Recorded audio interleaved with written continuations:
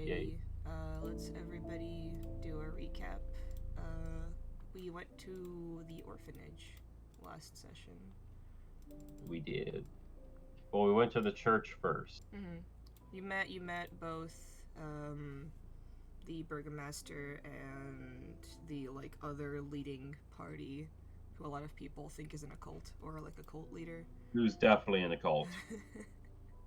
We have pretty much confirmed that she's in a fucking cult. Have you? We found her book. We found her diary. How do you know it's hers? So Fair anyway, point. You went to the you went to the orphanage. Yep. We half of us just played with a bunch of kids, and by half of us, I mean I think just me. I think the rest of you were doing shit. No, I was playing Yeah. with the kids too. Okay.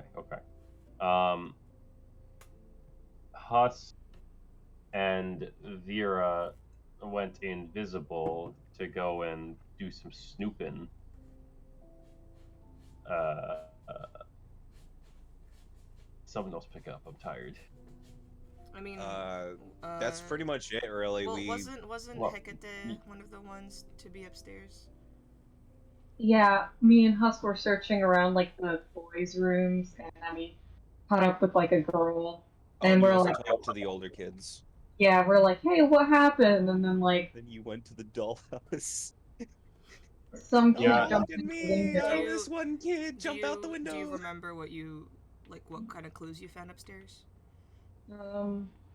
If like claws, like symbols, and You found like a demonic symbol etched into several bed frames that would give kids bad dreams, and yeah. And then in one of the rooms, where a little boy, quote unquote, killed himself, you found scratch marks on the window, showing like signs of a struggle.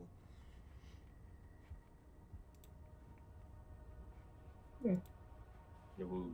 Oh. didn't we also go to the church, or was that another session? No, yeah, you went to the church.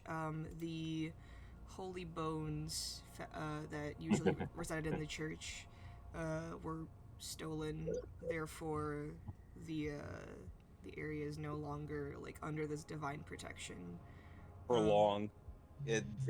From what you told us, the energy. For what you told me, the energy is still lingering. It's The energy is still lingering. It's just not gonna do anything. So we need to find those fucking bones, bro. Mm-hmm. Yeah, get boned. We're going to get boned by Strahd if we don't fucking find them. So in the church, you guys realize pretty quickly that it's only like it really could only be this one gravedigger guy, Milivoy, who the father said hasn't shown up to work in a bit. He went to the orphanage where he lives and found his body under some sort of weird sickness/curse. Mm-hmm. We never really figured it out, but he was unresponsive, right? Completely unresponsive. And Okay. I mentioned if like Rosetta wanted to try and use like lay on hands, it just wouldn't work.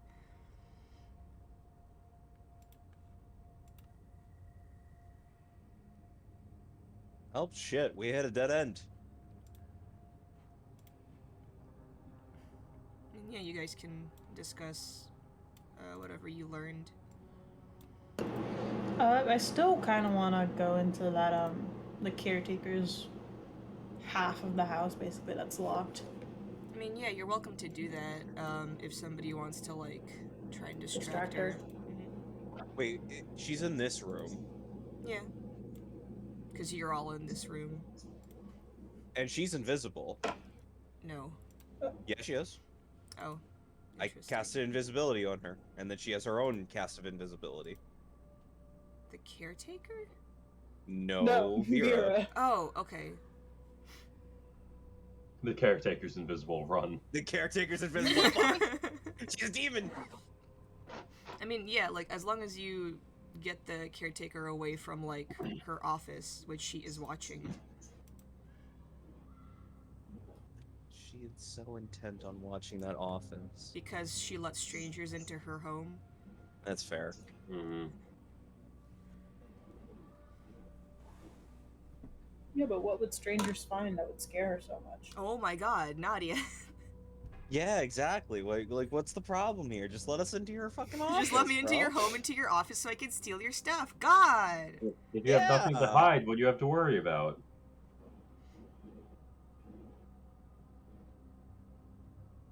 What would be a good distraction for the caretaker that would get the kids so down? Wait. Hold on. Maybe asking her about the sick child in the room. That's not a sick child. That's the sick gravedigger. Is it not a child? I thought it was like 17. No, he's like 19, 20. That's a child. No, it's not. No, that's not a child. That's very much Not not a in this- child. He is Also, no this- longer a child. He If a has no 19-year-old is a decisions to child, we make. have some problems here. As a 21-year-old, that is a child. Eh. Eh. All of you are fucking children. My boy has a Careful, job. Mark. My boy has a job and a home. Let's steer away from this conversation. Yeah, I'm gonna walk up to the caretaker. Alright. I'm just gonna start asking her questions of like, when did he get sick? Do you know what this is? Did you contact the local healer? Things like that. Like, I'm just asking her general questions to keep her distracted. I'm not particularly sure. It happened maybe a week ago. Maybe more. He mentioned having nightmares and then fell ill a couple of days ago. We haven't been able to wake it. Hey Josh. We just did the Hi, recap. Josh. Valendra is The currently talking to caretaker the just caretaker. like snaps through the fourth wall. Hey Josh! Hi. Sup, buddy? What's going on? Valendra's talking to the caretaker to try and distract her. Cool. Yeah, we did the recap just now. The caretaker. Didn't miss too much. The caretaker says, we approached the father of the church, but he was rather scared to leave, and I think he might have bigger problems to deal with in there. Unfortunately, no other clerics are around, so I don't know what this could be.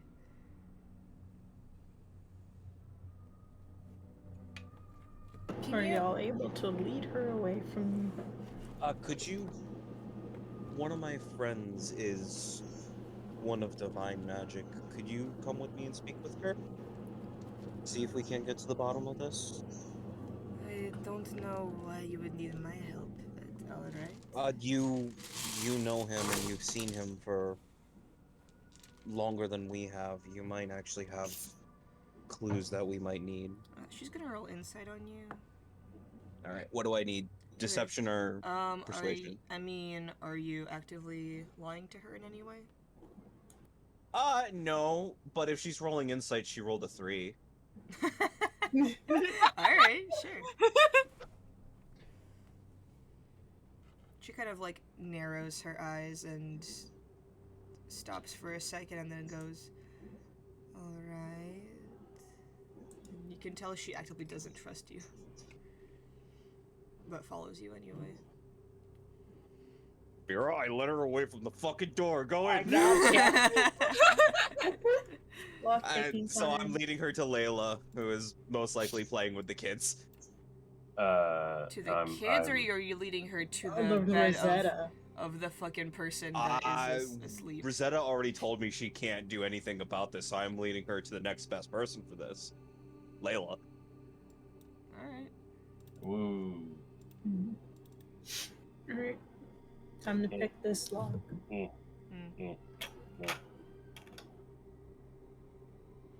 What? It's down here. Oh. Yeah. Oh, there's another door right there. Okay. I mean, this is like the office, and this is the bedroom, so Okay. Alright, fair. depending on which one you want to go into. Yeah, office first. Alright, yeah, make a thieves' tools check. Cool. Thank you. Roll 20. Thank you, roll 20, very cool. 17.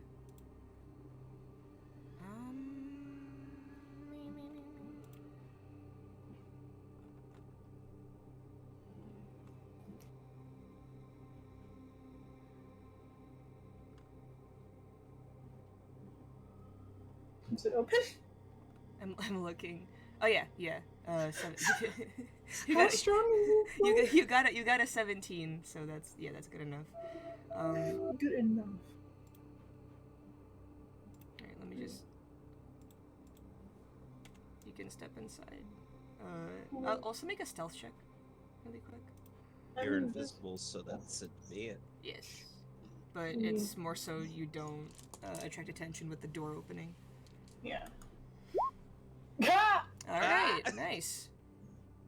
You just manage to slip past like the tiniest cracks of doors and it just shuts behind you ever so quietly. Thank God. Alright.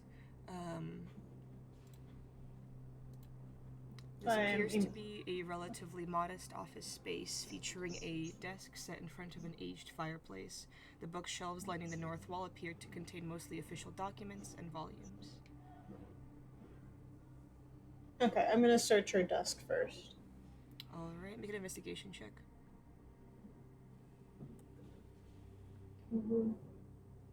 Where are you? Nice, 20. You first find some reports within a locked compartment of the desk that you very deftly open.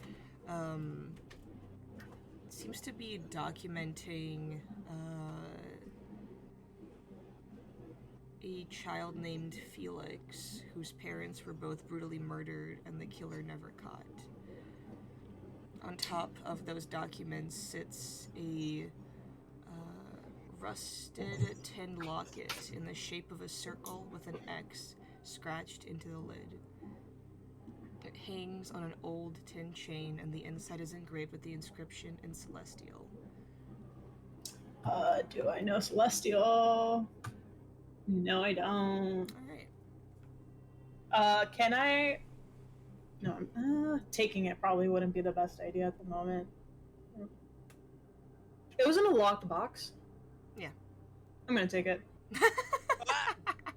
She won't notice it right away. Alright. And someone has to know Celestial in this group of 20 million people. Or 6. 20 million. 6. Math. Quick maths.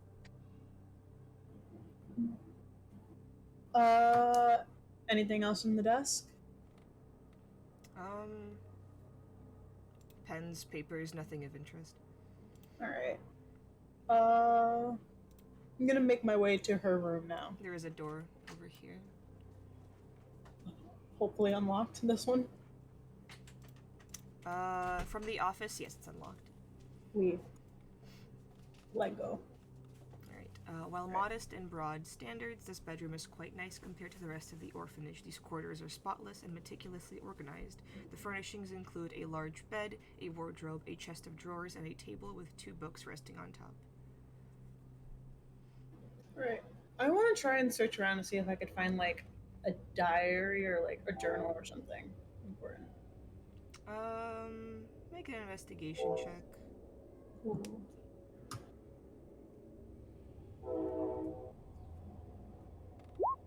Ah!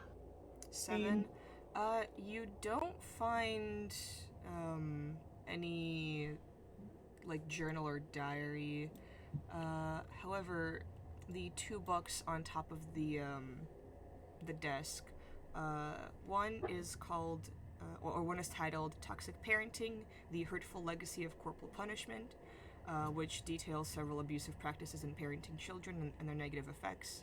And the other book is titled Beyond the Morning Lord's Sight. What is that one about? This seems to be a book detailing the basics of demons and demon worship, including the barest basics of abyssal and infernal languages. If you would like... wait, do you speak any of those languages? Abyssal or infernal? No, just common Quarian Elvish. Okay, then make a history check.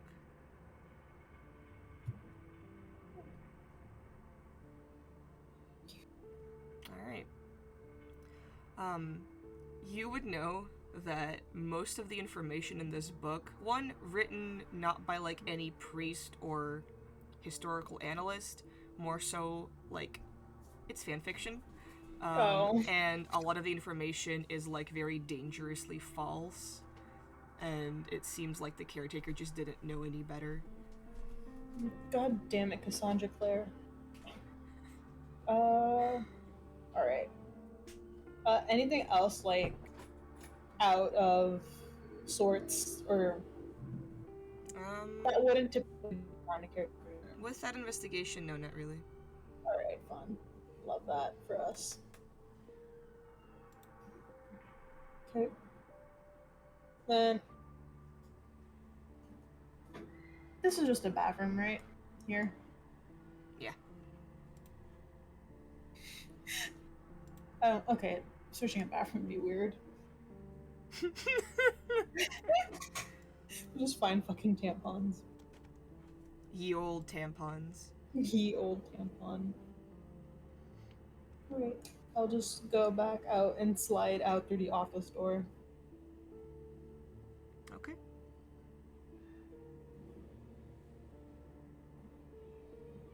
I'd say you have maybe... How long does invisibility last for? An hour, right? It lasts for an hour. Yeah, you have about, like, 30 minutes left. Yeah, okay. I think that is it for this floor. Gravedigger dream. I don't... Wait, did I ask about outside before? I feel like I did ask if, like, there was, I don't know, buried shit outside. I'm not sure if I remember. Buried shit outside? No, like, upturned soil. You didn't see anything when you were out there. Alright, okay, so I'll just head upstairs. See if I can find or convene with Husk and... Well, just Husk, as far as I know. Husk and Hecate are back downstairs. Oh, okay. Then yeah, just group then. Alright. Yes, it. What do the rest of you all do? I lead her to Layla. Okay. And, I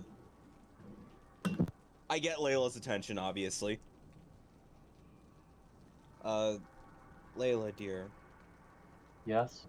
The gravedigger is deathly ill, and I was wondering if you could, look into that.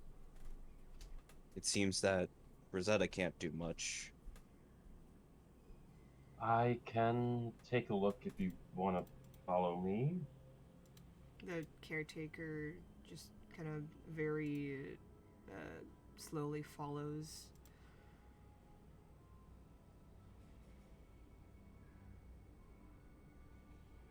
Could I make some type of, like, medicine check? Or if it's more appropriate, religion? Because I heard... You guys already did, like, medicine and religion on him. Okay. Yeah, so I tell Layla what I already know, just, like, looking at him. There's some sort of like affliction. It's not exactly a sickness, somewhat like magical, right? Like something demonic. Yeah, like something demonic sort of feeding off of this man.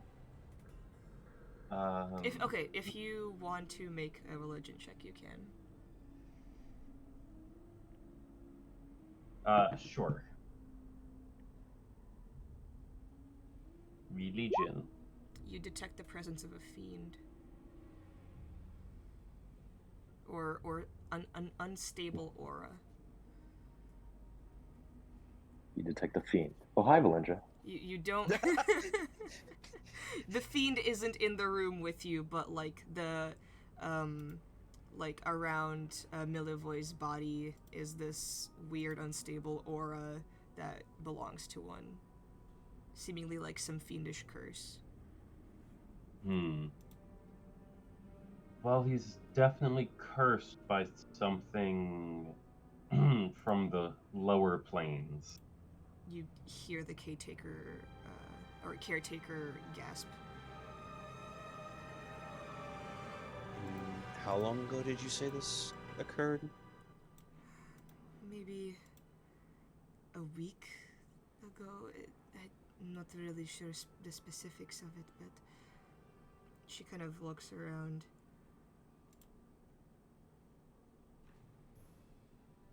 Are the rest of you like in the room with her? Or?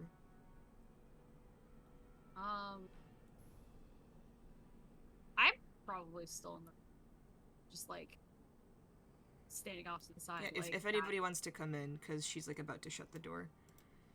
I'll come in.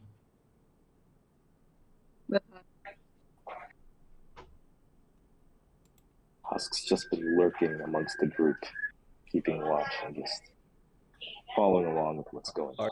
Our silent watcher. Okay, I mean, Every now and then he'll send a message in some random voice of a spirit, just let people know that they're there. Whoever like isn't in the room with the unconscious gravedigger, like she's just gonna close the door because she wants this to be private. So like, I'm asking the players if you want to like actively be there when she's talking about this or not. That's a yes. Okay, cool. As long as it doesn't take 30 minutes for her to talk. It's fine. You can telepathically communicate to me that it's been a bit of time, and I'll let you know that you can cast at a certain point. You hear the caretaker call out to one of the older girls to kind of like look out for the kids in the area as she closes the door behind her, and talks in a bit of a whisper, and she goes, "If I may confide in you all, you seem like upstanding people, but truth to be told, recently there have been strange happenings in here. I feel the children might be in danger. They've been walking around with bruises. I don't know where from. They refuse to talk about it. So many of them suffer from horrible nightmares, and some have stopped eating.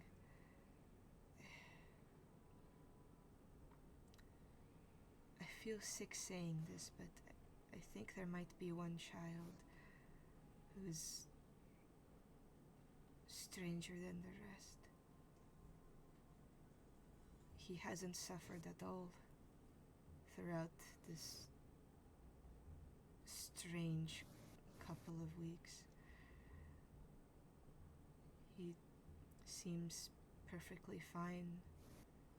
In fact, he seems happier than before. He's one of the younger boys, Felix.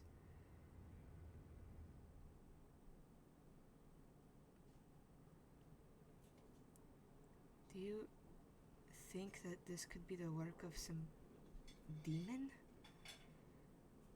Not necessarily a demon. The fiendish energy can come from anything from the lower planes. I found demonic symbols scratched into some of the bedposts in the kids' rooms. Even Why don't fallen we search his angels. room, this room, see if we might be able to find any clues?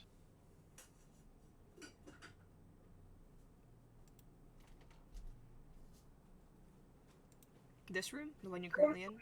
Yeah, the gravedigger's room. Oh, there's really nothing in here.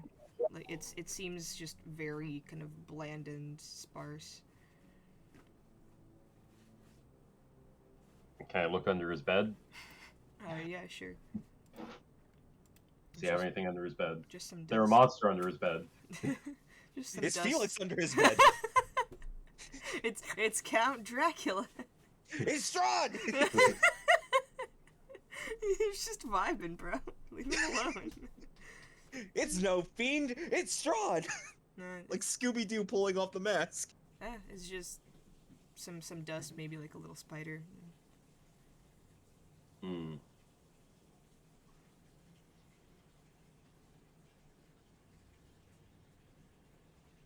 Okay. Are any of the floorboards loose? No, not really. Okay. Are you looking for anything specific? The bones. The bones. You won't believe it, but they're I want inside to your see if body. there's like any symbols in here. Josh, you fucking asshole! I What almost did you say, Hecate? snorted water. I want to see if there's any symbols in the room. Yeah, make an investigation check.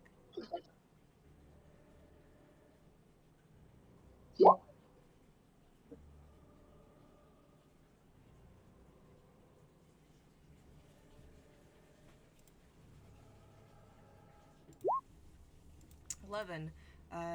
Yeah, on like the very edge of his bed frame, facing the wall, seems to be some sort of fiendish rune, very similar to the ones you saw upstairs, that cause horrible nightmares every night. Either there's a tiny fiend in this orphanage, or someone is scratching these symbols everywhere. Or both. Can I insight check the caretaker? Yeah, go ahead.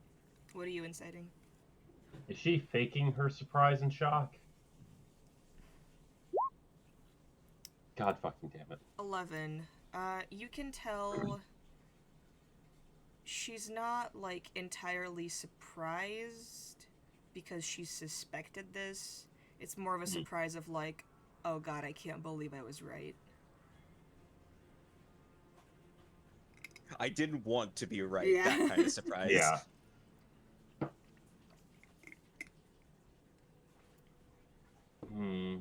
I don't know. Okay, I'll give you this. I don't know if you guys remember this, but when you were on the second floor, you did notice a latch On the window. going up. No, no, no. Right? You noticed a latch going up into some sort of attic.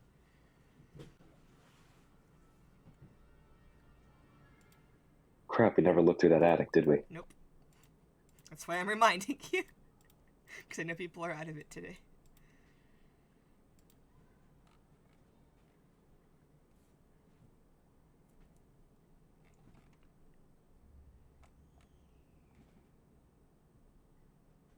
So that's something that may be worth a look.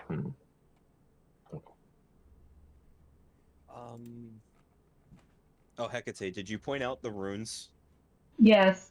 Yeah, she mentioned that there's some upstairs carved into different bed frames, and then there's one over here. Can I do an Arcana check on them? To see if these are inherently magic in any way? Yeah, sure, go for it. Oh. Nice.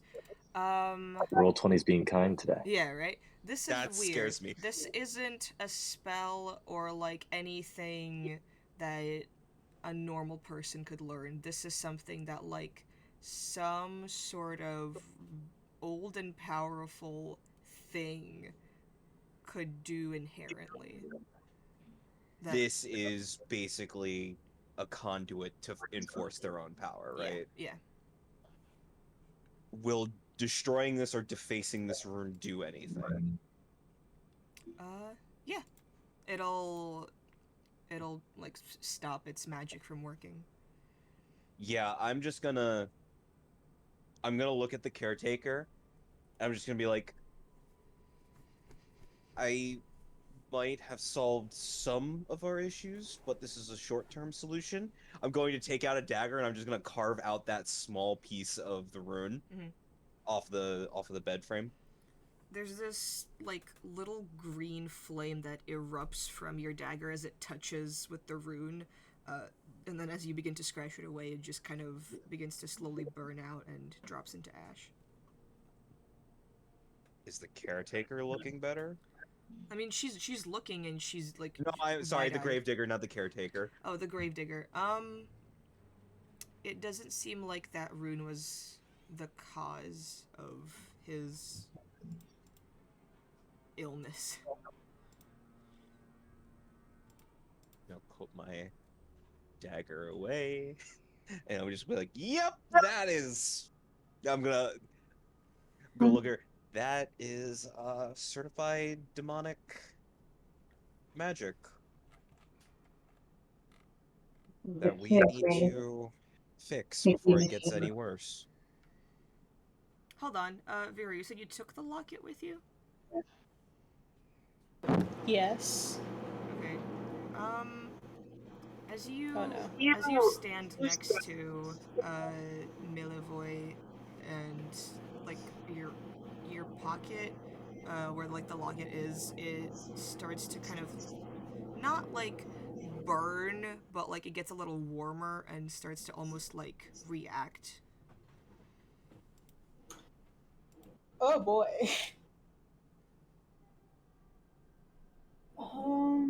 This room is locked shut. Not great. Oh, the room's not locked, I believe. I mean, No, well, it's still, not the locked. door's still closed. Hey Vera, you told me you can telepathically communicate, correct? Yes. Sorry, my hands are covered in product.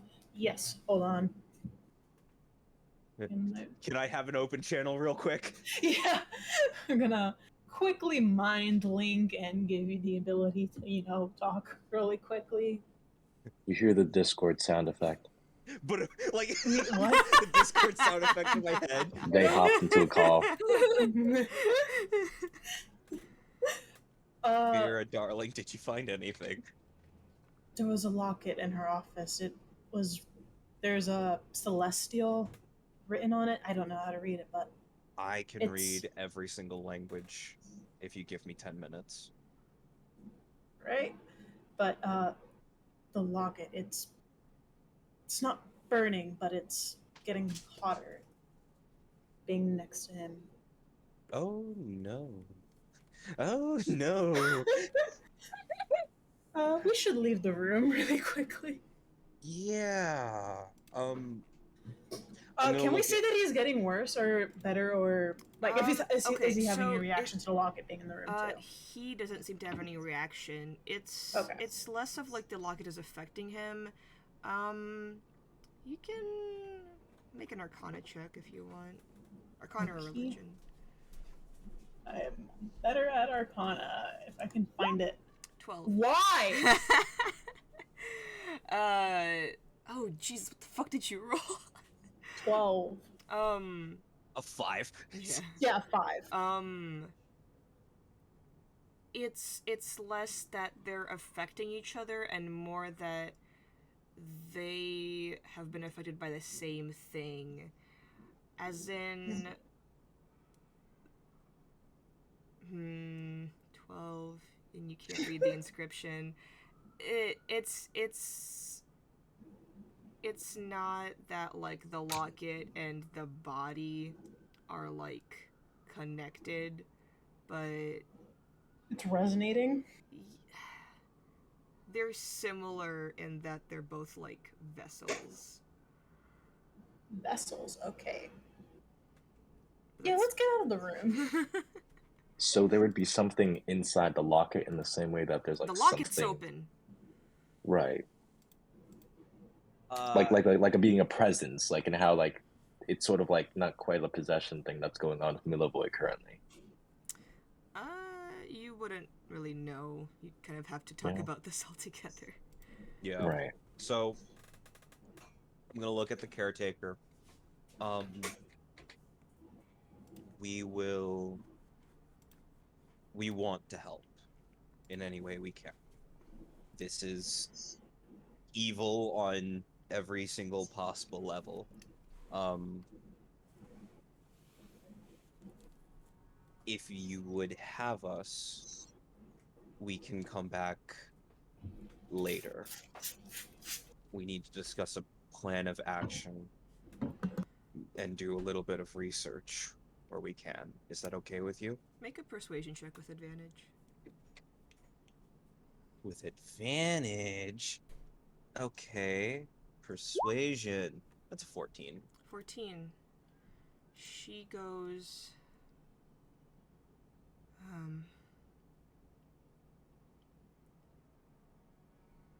I see.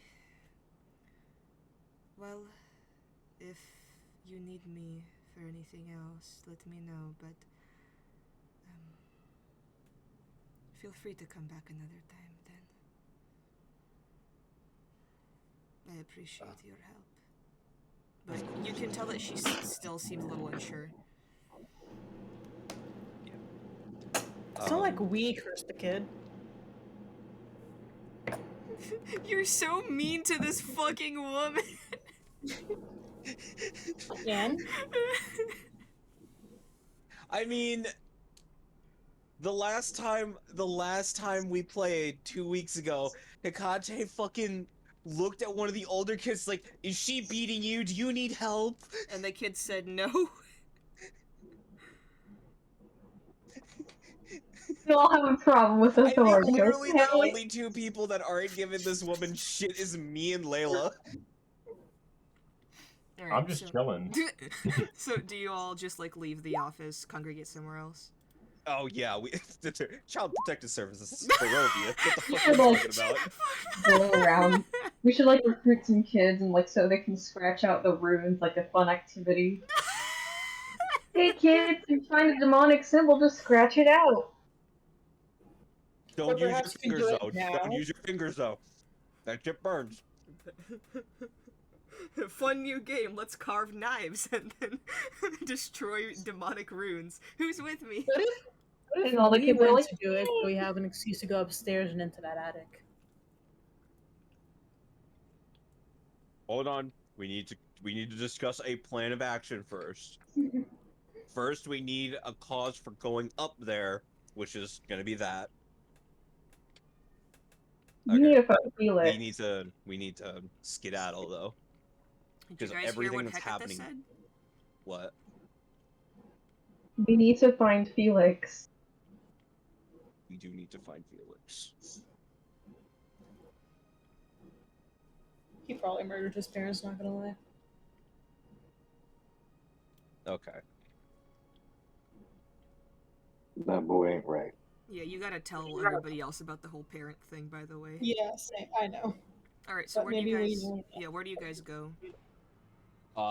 We should probably go back to the inn. Okay. So that way we can discuss this because we also have other things to do today, and honestly, this is an investigation that's better at night. So many side quests. We're just. We are gonna need to get to that attic at some point. I need to go to the book club tomorrow morning. It's still like fairly early in the day. Oh, damn. Okay. Sorry, when I meant at night, I meant like 6. More evening Barovia, than there's night. no sun. There's no Yep. sun here. It might as well be night. Really hard to tell the time. For all we know, it's midnight. Alright, you guys head back to the inn. It's fairly, Dead. yeah, Thank God. not a lot of people Well, at least around. I'd want to bring up the idea because if it's upstairs, in the bit of time that myself and or Vera might have while invisible, I'd want to at least bring up the idea that like we didn't. Yeah, I'd essentially send like a message while still, in my bit of shrouding, right? And be all like, there may yet be What? there may yet be more of this place too.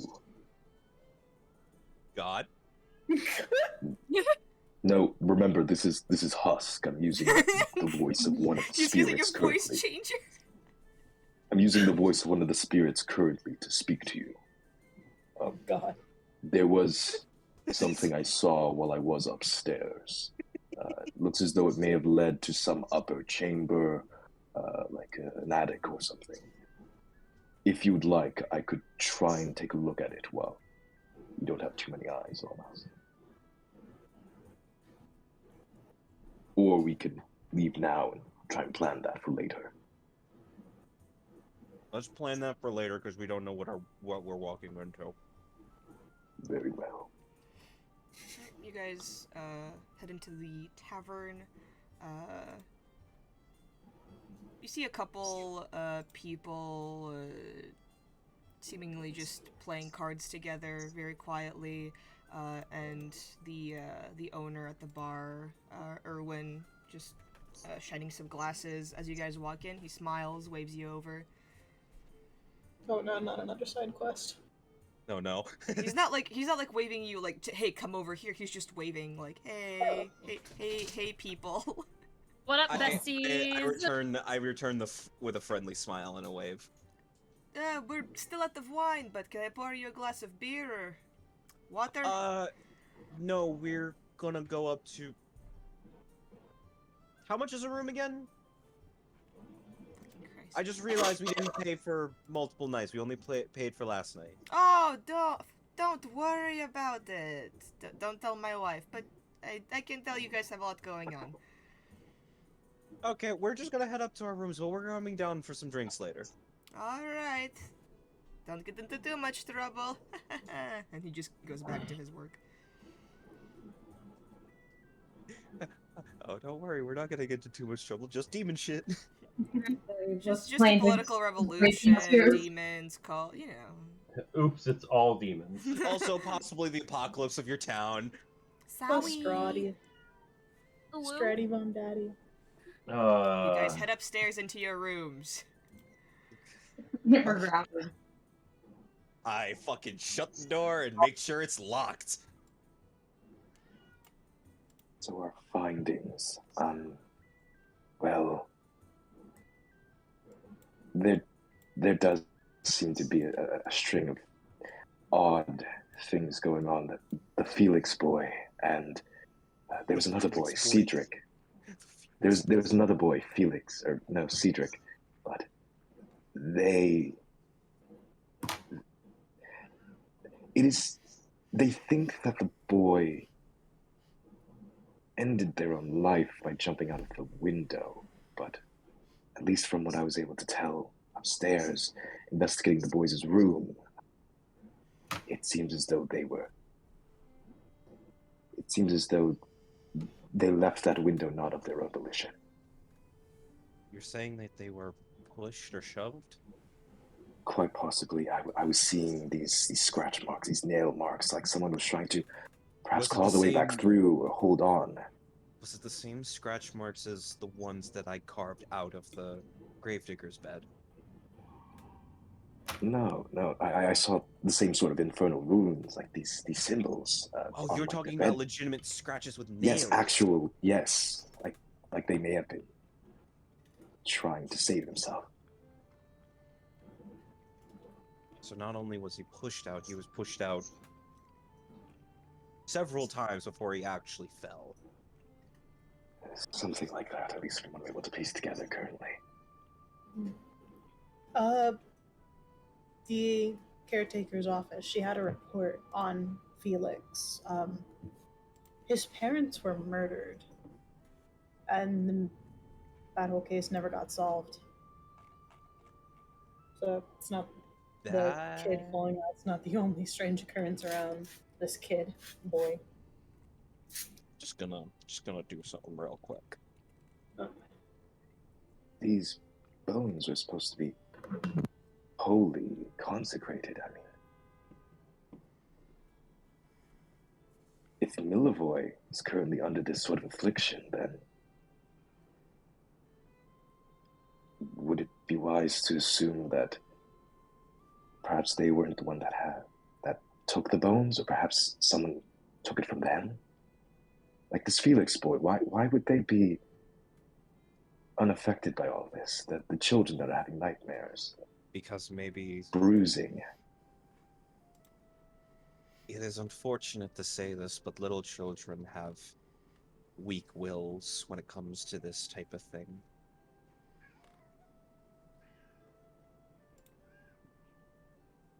Demons? It's more common for demons to possess children than adults.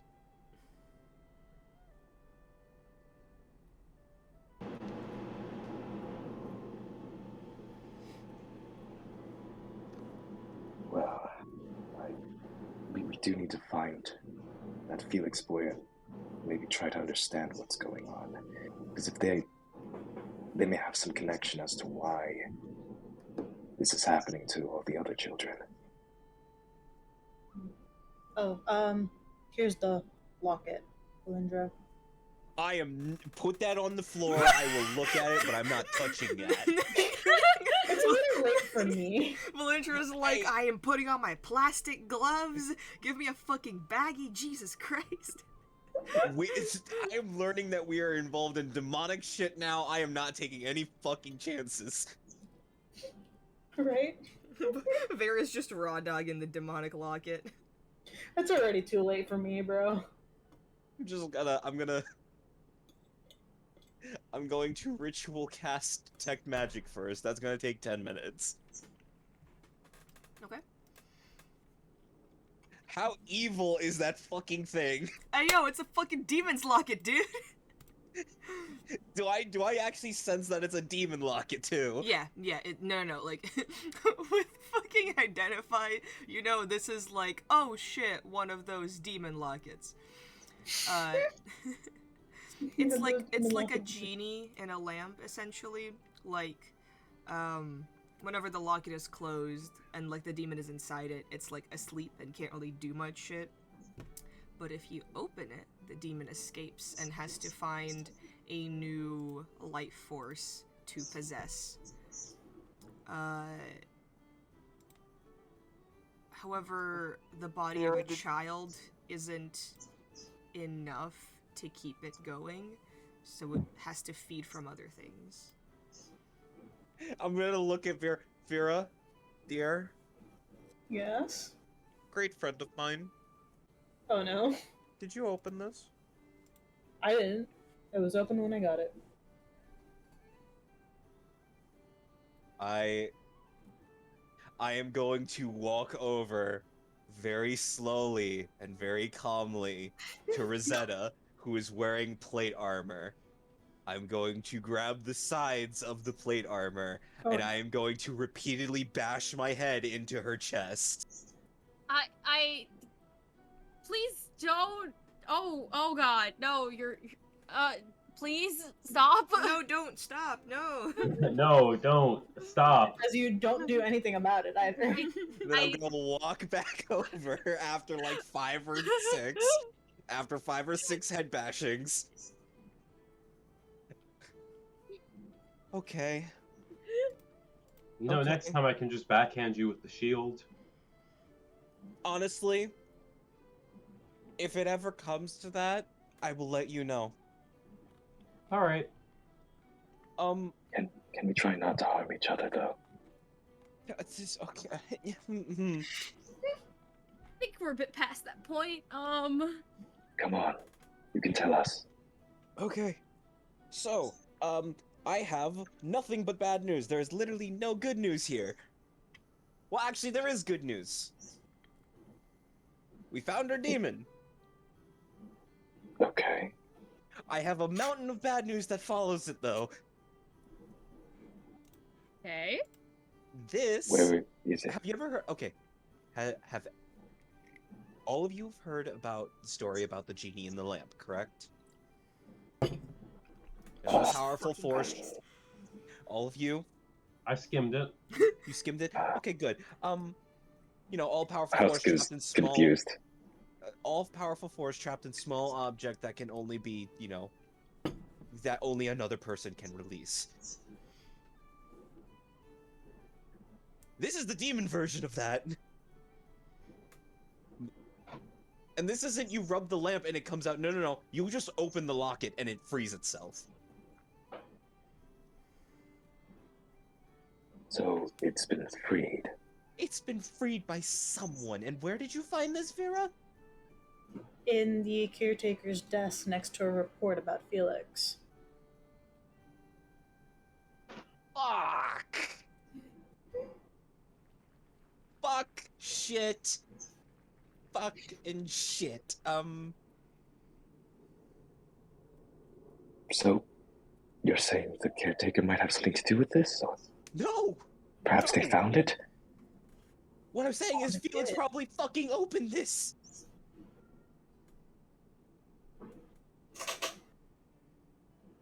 But the issue is that the body of a child is not enough to house a demon.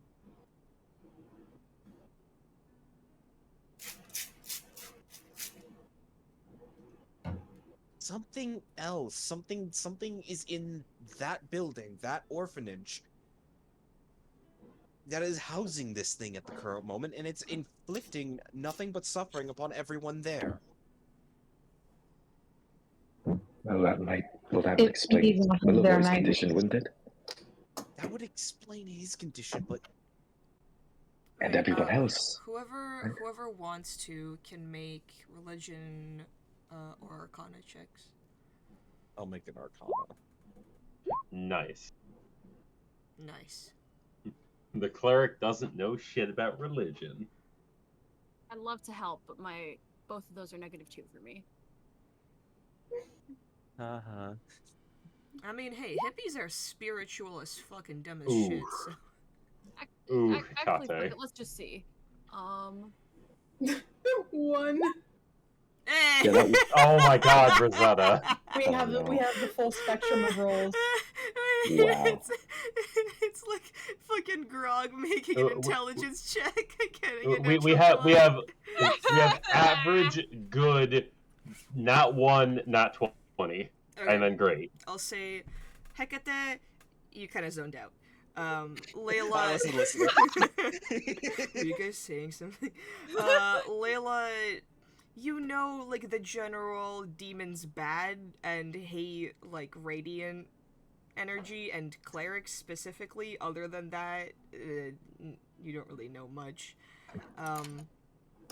Melindra and Vera, you would know that, one, because the first person, assumedly, to open this locket was Felix, that was the first thing the demon possessed. And with your intelligence, Vera, you would know that... Actually, no, yeah, Vera and Valindra, with your intelligence, you would both know that that is probably how his parents died. Rosetta, Yes. you're a tiefling. This is just very common knowledge, actually. So... Common knowledge for Rosetta, but not Valindra. But devils and demons are like Listen, totally different, guys. Valindra, were you raised by tieflings? No, I was raised by humans. Exactly. Yeah, no, I was raised by tieflings. Shitty tieflings, but tieflings. Listen. Felix is literally vexed. Oh no, Eddie. Rosetta. Stop.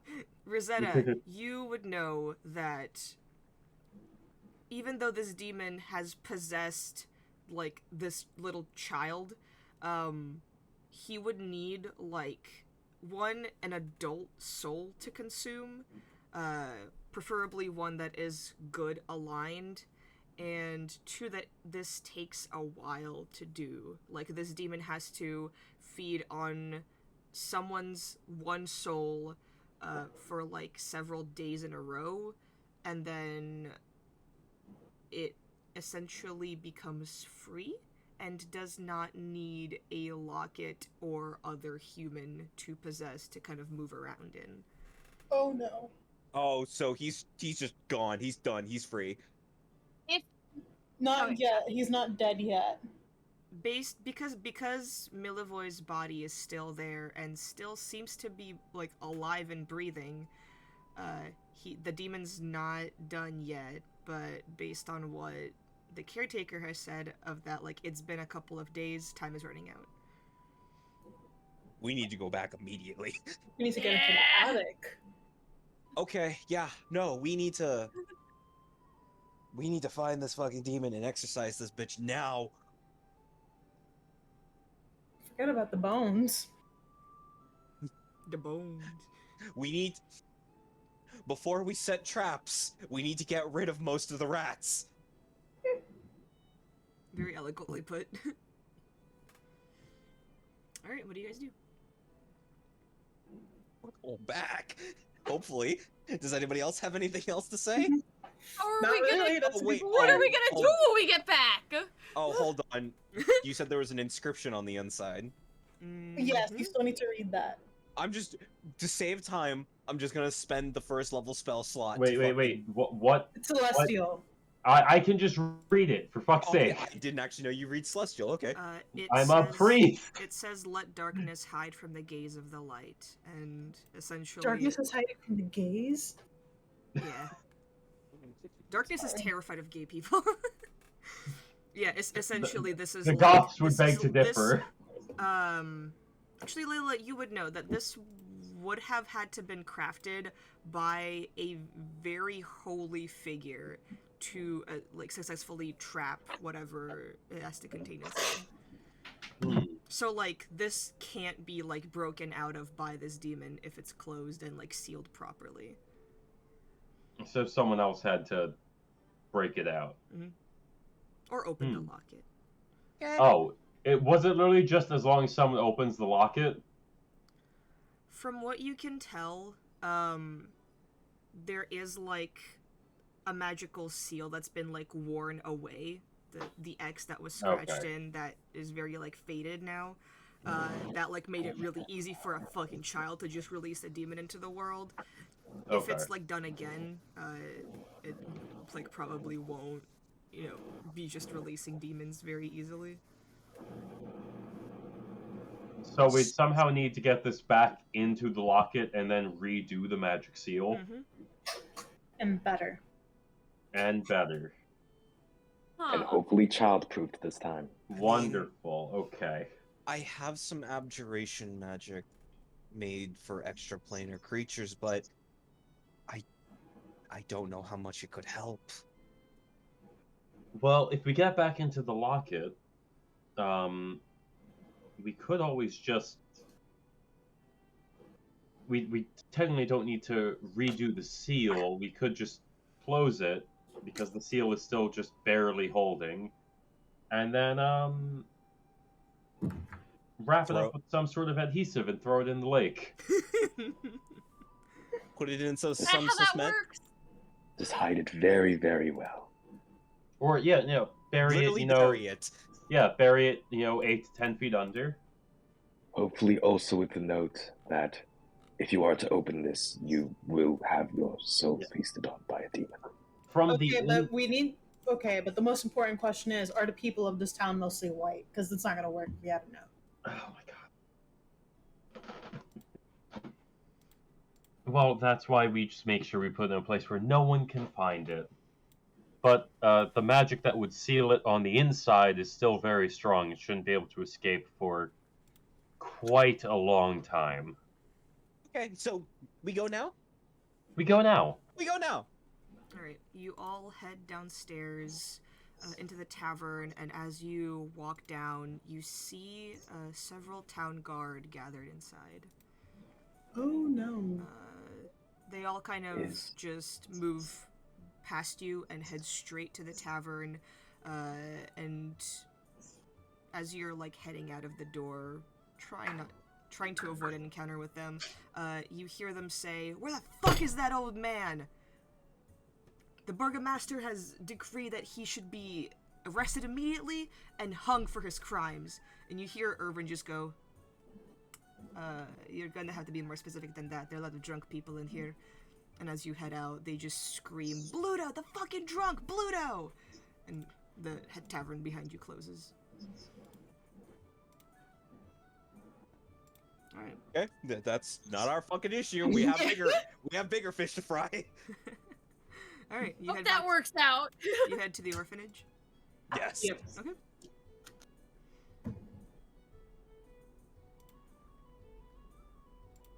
Alrighty.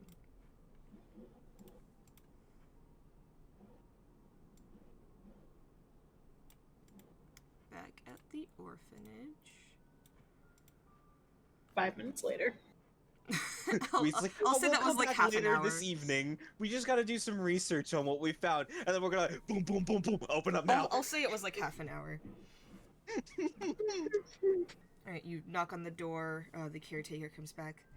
Oh, I thought you would have come back tomorrow. FBI,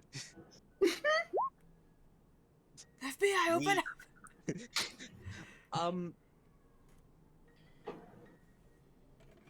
We know somewhat what we're dealing with now. It was easier than we thought. Do you mind if we come in and investigate just a little bit? What are you going to investigate?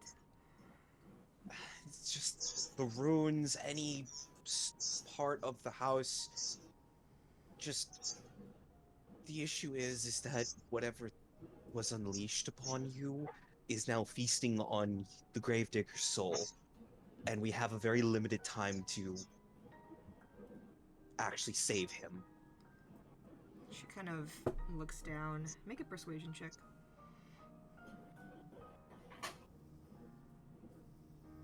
Persuasion. 14. Very well, but I will accompany you. That is perfectly fine. Right. You guys enter, and you hear. Let me move you all. Being moved. Being moved. We're being moved. Being moved. Help. I just chime in. I just chime in to the lady here and is like, oh, hello, nice to see you again. It saddens me that such disarray has come to this orphanage, but we will do what we can to help. She just backs away very slowly. Right. Anyway, did you want to head upstairs? Yes. Yes. Okay. As you do so, you hear one of the little girls and on the room to the left go, "Felix, stop!" And as you peek your head inside, you just see a short, pale boy with like kind of straw blonde hair pulling on her hair and just going, "Hey, hey, hey, hey." One of the older girls kind of like walks over and just separates the two, chastises him, and he just kind of stares at her unblinking and smiles.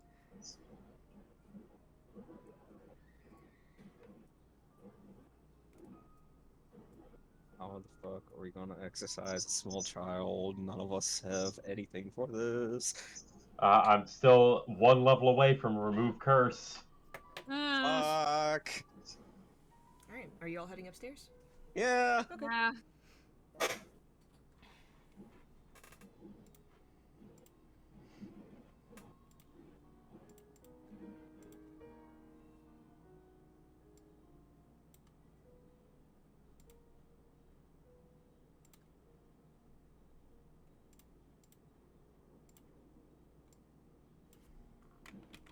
You mentioned how there's also some symbols we may need to carve out here as well, right? Oh yeah, because they're everywhere. The problem is that these symbols aren't inherently magical themselves. They're more of a conduit for a being of higher strength's power. We need to get rid of the being in order to get rid of their magic. Without Right, him, 'cause these then- symbols are absolutely useless. And they could reappear if we don't deal with the source. Yes. Very well. Miss, where is Felix's room? Oh,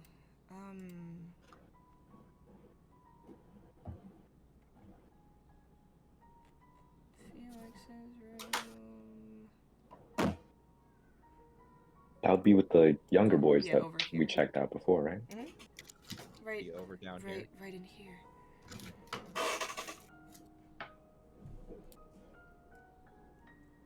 Just going to look around, and I'm going to spend the first level spell slot to cast Detect Magic, and that lasts 10 minutes.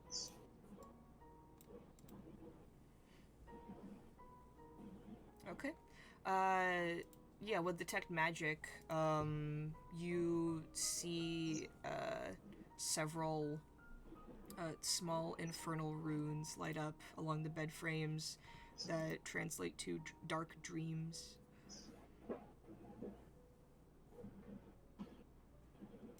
All of you, while we're investigating, carve out whatever runes you see. We may need to get rid of the demon to get rid of their inherent power, but we'll do whatever we can just in case this takes longer than we need to.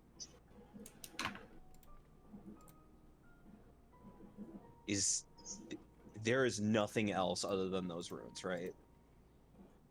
I mean, next to the window, if you want to investigate that, you see the nail scratches that Husk was talking about, but nothing other than that. Nothing magical seems to blip up here.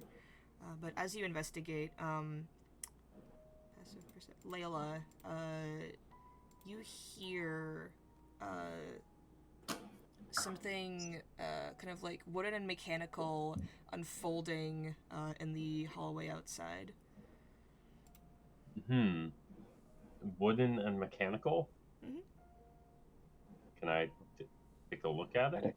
You step outside and you see the small boy Felix in one hand holding a small clump of hair climbing up the staircase into the attic.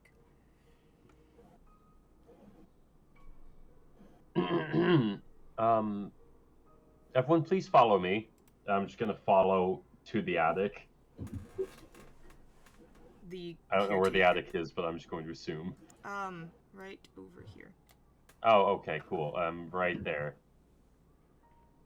Felix just took a clump of someone's hair into the attic.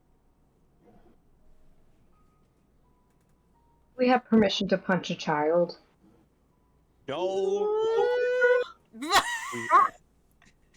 Are children No, allowed up there? actually. Just the immediate visceral reaction of no. No! Are children even allowed up there? The caretaker just kind of looks at all of you, goes, "No, I've never seen a child go upstairs. Is it as you feared? Is Felix possessed?" Not Felix, who's going to be possessed for long. But he might be tricked into being a servant of the thing. We need to go upstairs now. Alright. Everybody climb. Go. Go. The eye open up. Kids. You all head up into the attic. Yay!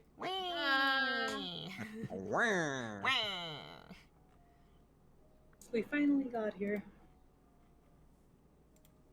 You finally got to the top floor of the orphanage. It only took us 2 weeks.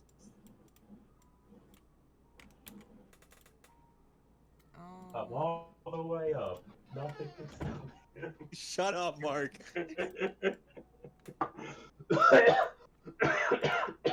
Oh, jeez.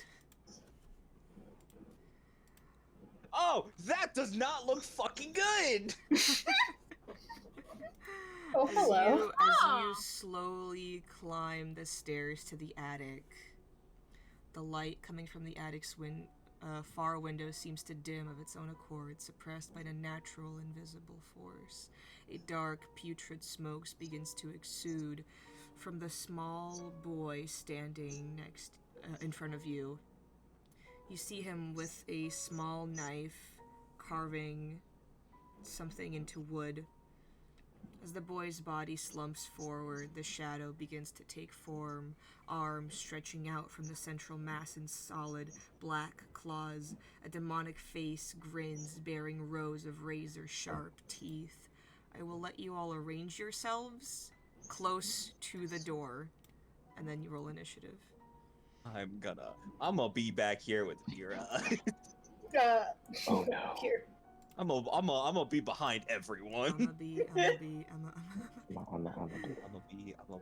gonna be dead in about 3 rounds. Okay, don't say that. Not again. Wait, no, Nick, not me this time. Someone else.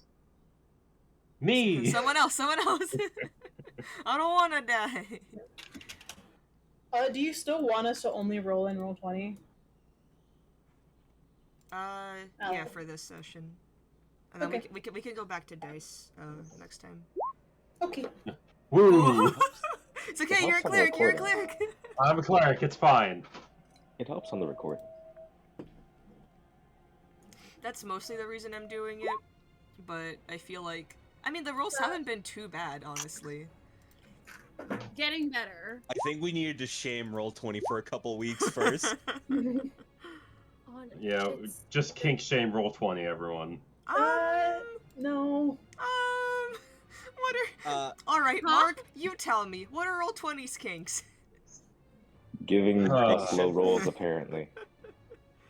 Obviously, they're sexually attracted to dice. Of course, of course. Uh-huh, uh-huh, uh-huh. And? I mean, I'm assuming Humiliation. pegging with how much it likes to fuck us. That as well. Huh? No, continue, please. Am I wrong on that one? Huh? I'm just gonna roll my initiative and forget the happening. I'm gonna roll my initiative and Hey, forget 13, this is 12, happening. 11. Good job, guys. Alright, gonna roll I'm on for... mobile, so everything is a pain in the ass, but yes, here I am. Gonna roll for ye old demon. Ye old. Ye old? Oh my god. Yo, good That was job, a demon. Husk. Nice. I thought that Oh, was nice. a demon for a second.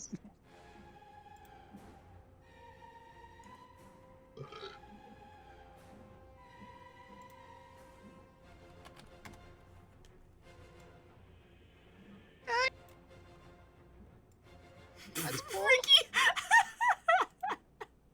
What? Oh no. What was that? What was that? Just pure terror. Terror.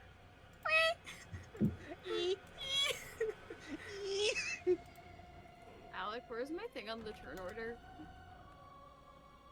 You do not see it? Nope.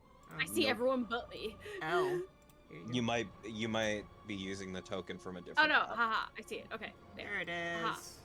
We 2019, 18, 13, 12. Where'd Husk go? Oh, here, there he Husk is. is Okay. at the top. Okay. Oh.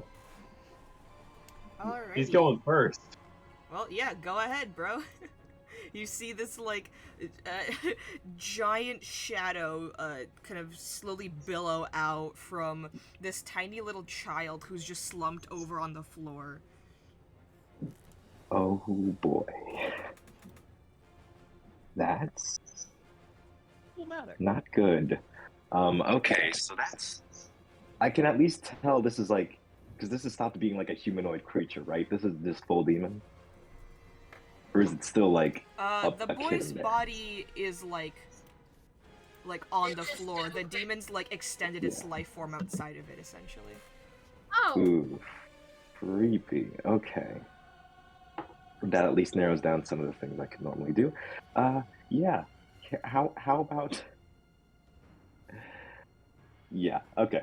The skull is coming out of the pouch now. The skull is coming out of the pouch. I'm going into full creepy mode. And let's do that dang old dissonant whispers again. I sure love that freaking spell. I'm holding out the skull, bombarding its mind with the same thing that I pretty much hear all the time. Behold, mental illness. Casts you with Ye olde ADHD ment- beam. Yieldy mental illness. Yeah, good old level 1. 17 hits. No, that's No, the damage. no, He needs to make a that's the wisdom damage. save. That's the Oh, save. okay. That's the DC 15 wisdom. Wisdom shave. Wisdom shave.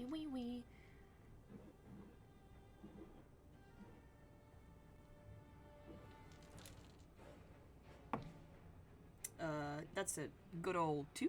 Oh, beautiful. Ooh, Nice. must use its reaction. Psychic damage, go.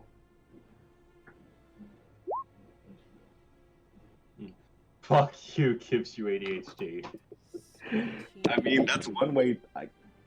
That's an odd way to describe hitting their brain with a bunch of wailing spirits in agony, but yeah. Psychic damage. Okay.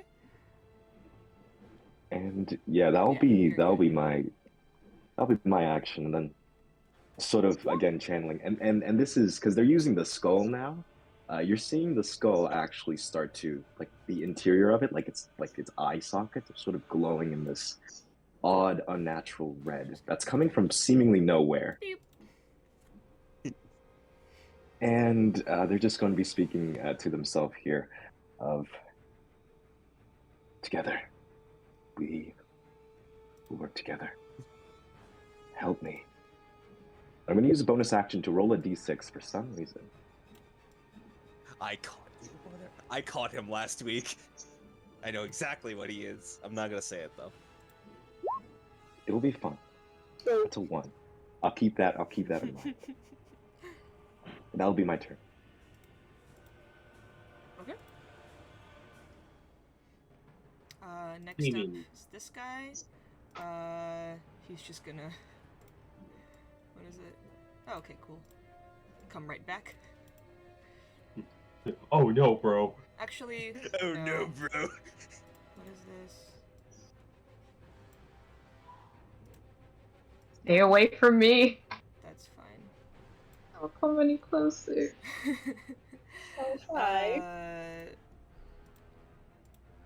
He is... You see two giant shadow claws extend from his arms, and... Are these attack rolls? I'm thinking... Yeah, he's just gonna, attack rolls. They're attack rolls? Okay. Are you gonna use your little thing? No. Okay. I'm just asking for a different thing. Alright. He'll aim for Rosetta. Fun. Okay, that is a 21 to hit. Yeah, that hits.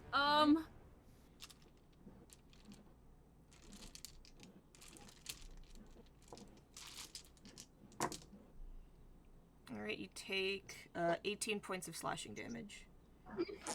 Could have been worse. Could have been worse. I need to do math. Alright, and...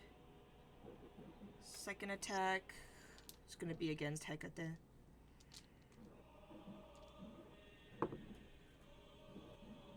That is a 16 to hit.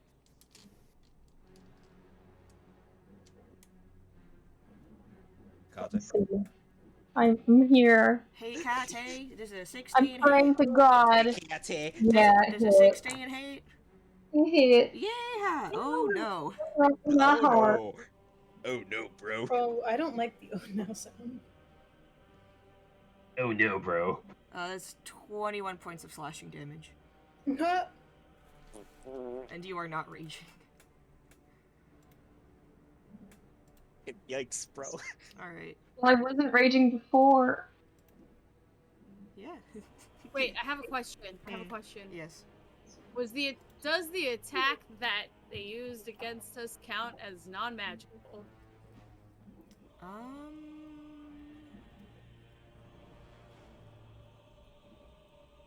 It's a demon, but it just says slashing damage, so I don't know. Then it's no. Guess not. So it is non-magical? Mhm. Okay, then I take 3 less damage. Nice. We tanking, boys. We tanking. We tanking, boys. I'm like, ah! Oh no. 3 less damage, let's go! Alright. Fuck yeah. And then, it's just gonna chill there. Alright, Hecate, you're up. So I can't rage? Yes, you can rage, but you weren't raging before, so that wasn't halved. Alright. Cool. Oh, okay. Bonus action rage. Okay. I'm going to smack it. Go ahead. The funnies. I'ma kill it. I'm assuming you step forward too. Steps forward. What kind of barbarian are you again? 20. Huh? Natural 20 does hit. Shocker. Hekate, real quick. Yes. Are you a zealot barbarian? Yes. Your extra damage is also multiplied. What? You- What do I add? Hold on. Well, we're doing it the way that Alec does it, so it's max damage plus regular damage. Right? Alec? Yeah. Yeah. So like you do max and then you roll as you regularly would. So that's 12 plus 6, I think, yeah, is the Zealot 12, Barbarian no, extra? 12 plus 6 plus half your barbarian level. And then an extra d6. And then Add an extra D12. D12, D6. Yeah. So 18 plus your rage damage. Is 2, I believe. Yeah. So 20. And So then 20, just roll damage normally. Half your barbarian level. Which is an extra 2. Extra 2, so 22. And then roll, plus, wait, what's your strength? 5. Plus 5, so 27. And then roll a D12 and a D6 normally.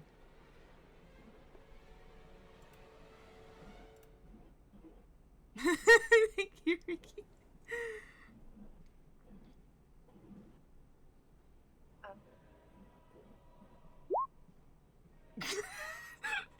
slash R1D12. That's dumb. It's been a week. 7, so... Roll a 34, D6 as well. So 34.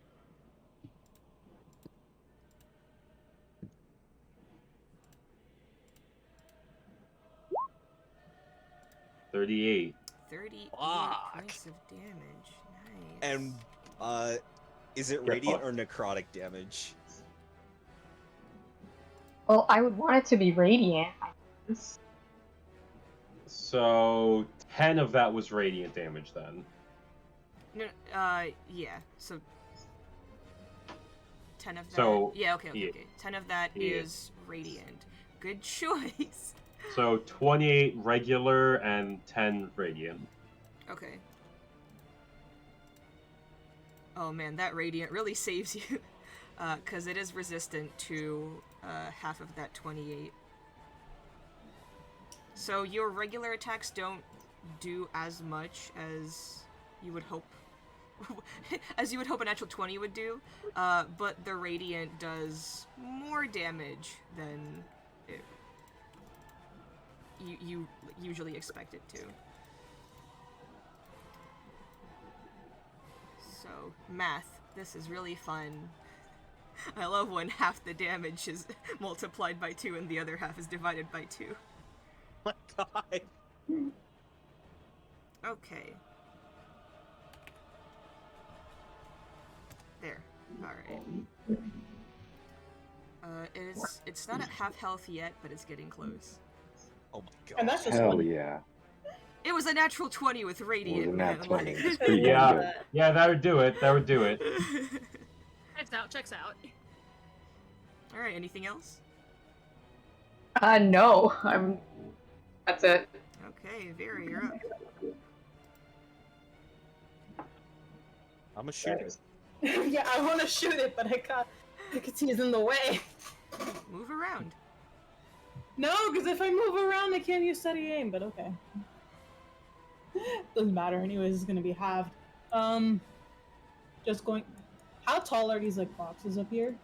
Between, like, 3, 5, and 10 feet. Like, the smaller ones are obviously close to the ground, but you can easily climb on them. You don't really have to roll for it. Cool, I'm jumping on the one that's, like, 5 feet tall. Okay.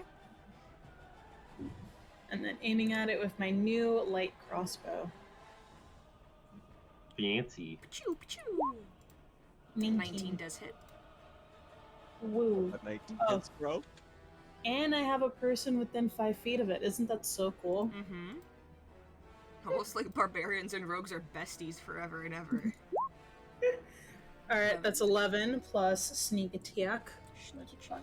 2d6. 2d6. 7. 18 damage, which is probably just going to be 9. Yeah. Yeah. Alright. I need to level up more so I can just... I mean, it's probably just... It's just necrotic damage, but it's... I don't know. We'll see in the future what happens. And...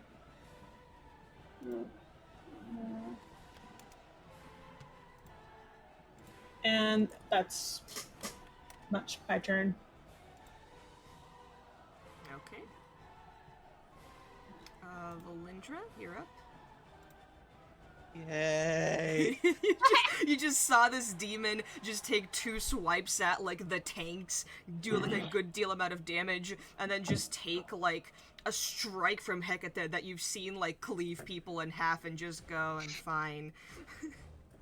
What are you doing?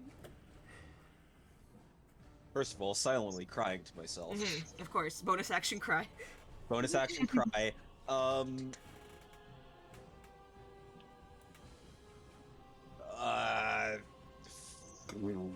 Fuck. Layla. Yeah. You have the help action with Hugin. Awesome. Please cast Guiding Bolt on this bitch. Literally what I was thinking, but I'm like, Please I'm not gonna cast say it. Guiding Bolt. And I'm gonna cast Tasha's Mind Whip as an action. Okay. It needs to make a Wisdom save. Okay. What's your DC? DC's 14, but it rolled a 6. Okay. So it takes... fails. It's crazy. It fails. Crazy, right? Whoa. It takes 8 psychic, and it can only use an action, bonus action, or move, but only one of the 3, and it can't use a reaction until the end of its next turn. Okay.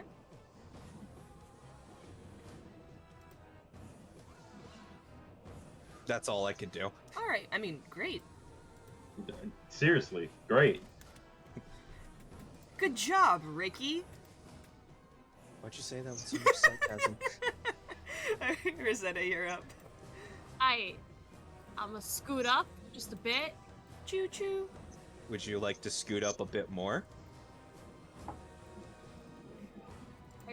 Please. Oh, I understand now. Okay, I get it. I hope you fucking understand. Vacation brain, vacation brain. Look, man. Oh, magically you have advantage. Oh my god, how did that happen? Okay. Yeah. I'm gonna do the thing where I hit it with my sword. Okay. You have advantage. I have advantage. Whatever. Smite! Smite, you son of a bitch! Smite! Yes, I know, Ricky. I'm sorry. Okay. Bless roll 20 today. Bless roll 20. Right. That's my second nat 20 of the night. Let's fucking go. Ooh. Okay. I'm hyperventilating, bro. This luck isn't gonna last. Really won't. Okay, yeah, I add 1 level of smite to it. So... Don't you only have first level spells? Yeah, shut up. Just because you're right, like... Okay, so... What is it? Greatsword is 2d6 plus 4 slashing. So that's 16. Plus another 16 from smite. Wait, is it a fiend or undead? Oh! Yes. You add an extra d8 to that. Yep. Even more damage. Is a demon a fiend or undead? Look, man. I like that you took that opportunity to say no. No. I would have fully appreciated it. Is it a fiend? No. Nope. Fuck you. No, It's actually a celestial. no, go cry about it. Okay, yeah. So Alright, 16, so that's 16 plus 2d6 So that's- plus 2d? Yeah. Wait. plus 2d6 plus the d8 that The D8. 3d8. 3d8 for Divine Smite. So And then- 3d8, that's 24. Plus 3d8. Okay. Plus, There you go. Yeah, okay. Okay. Plus 8 for your thingy. Thingy. Thingy? Dingy. The extra 1d8. Oh, Oh, yeah. I already incorporated that with the 3. Oh, okay. Yeah. It's only okay. 2d8 normally. Oh, alright. And then, yeah, just roll the 2d6 and 3d8 And separately. 3d8. Nice.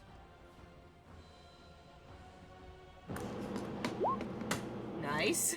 Oh! Nice. Pufferfish So- noises. 40 plus 23, so 63. 63 points of damage in one round. Nice. That's why you keep paladins around Curse of Strahd. Oh, this is a demon? Oh, this is gonna get real funny. Oh, wait. Hold up. 1 second. Oh, you could re-roll that 1. I can reroll that 1.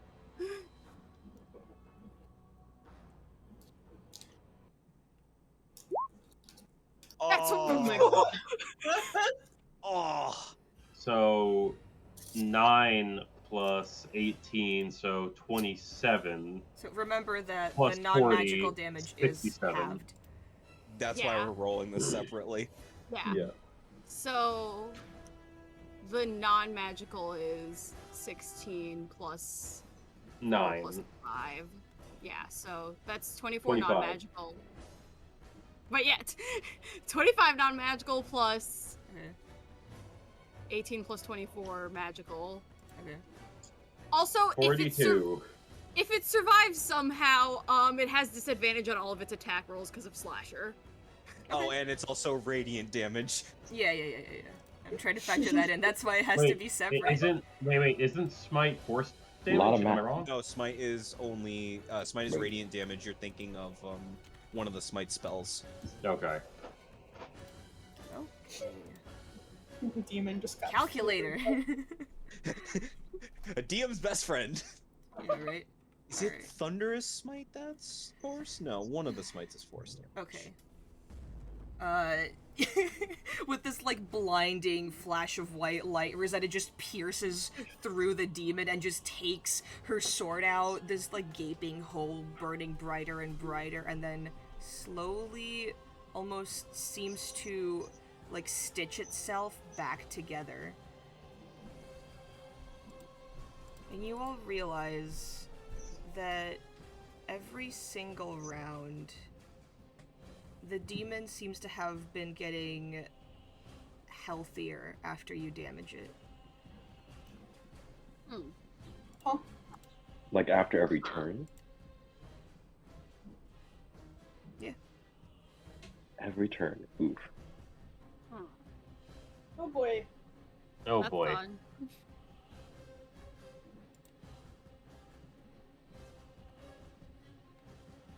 By the way, the boy that the demon is possessing hasn't moved from his spot.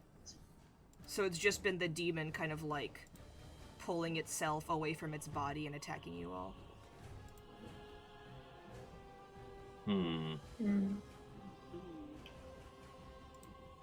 Oh, what it's. Oh, sorry. Anyway, Layla, your turn. Yeah.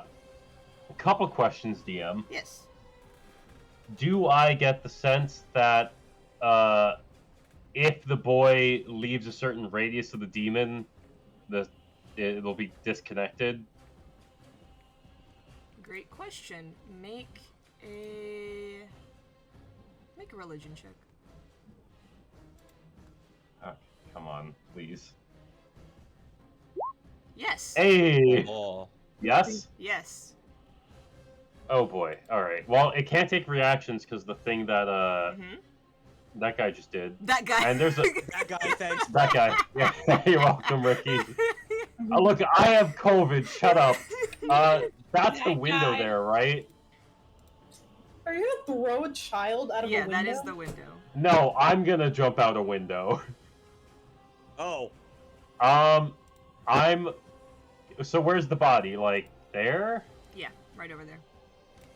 Could I pick him up as a bonus action because he's so small? No, it's an action to pick up a humanoid. Damn it. Okay. I'd say if you do it all in one fell swoop and you don't open the window and you crash through it with your body. Oh yeah, I was gonna do that. Okay, yeah. So like, if you like spend like movement, bonus action, and action, you can do all of that in one fell swoop. But you're jumping out of a 3rd-story window, so you're gonna. So 3d6. Got it. Fine. Yeah. I grab the boy and I jump out the window and I just yell, "I'm gonna get him far away!" And I'm just looking at her. My bird just went with her. That's an extreme way to do that. So I take 3d6 damage. Right? I still got the locket. Hold on, Just- I'm I'm just more looking worried it about up my bird. because this is like a this house has measurements. Yes, Okay. what? From urban development, every story should be 10 feet.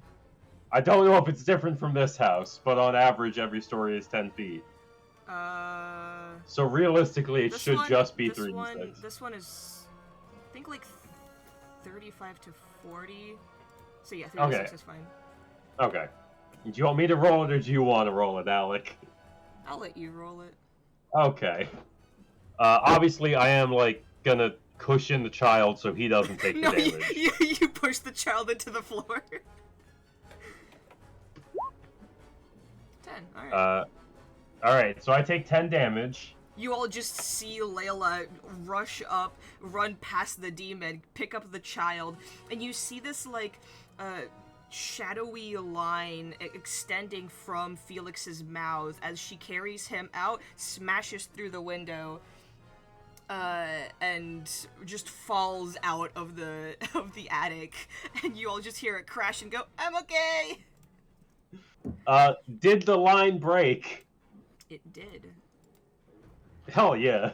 I took a risk, it worked. Kill him, guys. The rest of you see the demon go absolutely ballistic. It starts to scream this horrible, wretched, almost like a dying wail as it begins to grow in size, its claws sharpening, its large, toothy maw expanding, and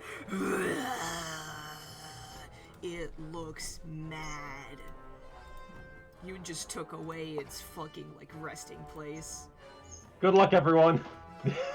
Alrighty. Well, Layla's out the window. Hey, what you doing, Husk? Okay, it's gone big now. Oof. I will say, from now on, the damage that it takes, it won't heal. Just so you have some, like, assurance. Right. Wait, in terms of Damage. it healing, was it like it took the damage and then like regained all of it back, or? I'll give you a free medicine check, that's fine. Okay. Did we break this shadow demon's ribs? God fucking damn it. You guys were crying! Oh, 20's so mean to us! Oh, fuck. I'll be back. Roll 20 knows I'm fucking tired, man. It didn't. I think It didn't gain fast. all of it back. There's like a certain amount of dice that I rolled to get it back. It didn't heal like all of it, but like a good chunk. Okay. It had health back. It got a partial refund. It was Well, we're just gonna chugging try- potatoes as you guys were fighting it. It is. So, okay. I'm going to focus again. Try and roll this d6. Another. Okay.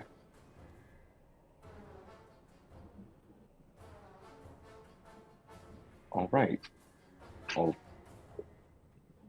my action, then, we're going to cast different spell this time. Not the tried and true dissonant whispers. We're going to try Ghostly Flames. I need them to make a dex save. Deck shave. DC I'm just 14? completely illuminating. Yeah, that'd be That's 14. Wait, shouldn't it be 15? Wait, yeah, because I'm at charisma 5. Okay. I mean, I don't it think that succeeds anyway. You updated. got an 18. Oh, interesting. Okay, yeah, it dodged. I am back. What did I miss? So yeah, essentially you just saw this like pale, almost like white kind of light emanate from the skull, fire off into this pretty much that entire space of the room, and the demon avoided the spell's ability.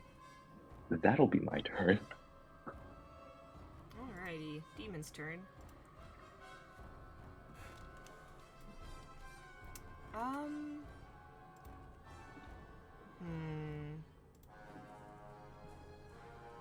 Okay. First, it's going to try and attack. Hecate. With its. Actually, no. No, there's a fun thing. Rosetta, does a 19 hit? Was this an attack roll? Yes. It had disadvantage on it because of my slasher feat. Okay. 22. I am using silvery barbs. It must roll again and take the lowest roll. Oh, right. One more time. 3 times. This is an 18 hit. Fuck! Yes. Oh my god. You really gotta get a drop of blood. Wait, you don't have a shield? Oh right, you have a fucking greatsword. Bruh. Fuck! I'm sorry, I tried. I also tried!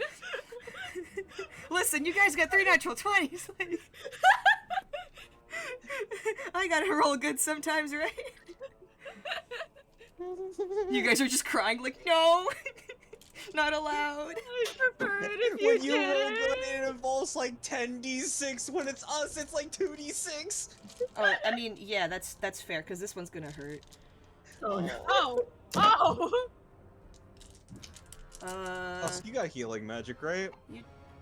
You take 20 points of necrotic damage, and your maximum HP is reduced by that much. Oh! Oh, it touched you bad. Bad touch, bad touch. Bad touch! Bad touch. Oh, I know what my bonus action is. Vera, you have the locket, right? Valindra does. I do. Oh, okay. Could you just do me a big thing and give me a charisma saving throw? Why it used its action to do something? Yeah, I know. No, it can't. It can't use more than one type of action. This isn't an action. Is this just something that happens? Because you have the amulet and its little toy is gone. A charisma save, you said? Mm-hmm. That's not good. Oof. You see the demon just slowly begin to shift into this small ball of like shadowy flame, and then creep alongside the floorboards. And you, Valindra, you feel this vile ichor enter your bloodstream first, then your body, and your entire frame becomes rigid as if entering rigor mortis. And who's seen Get Out here? Yes. Oh no. It's that horrible feeling of like being sucked out of your own mind, being put and like into a chair, and then just watching this demon control your actions. Oh no. Great. Alrighty. Hecate, you're up. Wait, did they get attacks of opportunity when it possessed her? No, not really. It's okay. Let me look through it. That's a good question, but I'm pretty sure not. That was mostly like just a flavor thing. It just possesses you. Yeah, it's just the wording of Tasha's mind whip that made me think, like, does it get to do this after attack? No, because like once on like its next turn after the thing it's possessing is like out of sight, it gets to possess a new thing. Very unfortunate. Oh no. You all saw like it enter Valendra's body. All right, Hecate, you're up. I do. Oh no. Oh my god. So it's in Valendra's body. Mm-hmm. Could really use those bones. I guess I'll just grapple her. Okay. You just rush over and like as you're running to Valindra, you see her face just go pure like white, her eyes wide. She goes, no, stop! As you like just tackle her to the ground, and she's screaming for you to get off of her. Nope, you're the demon. The demon now. Okay.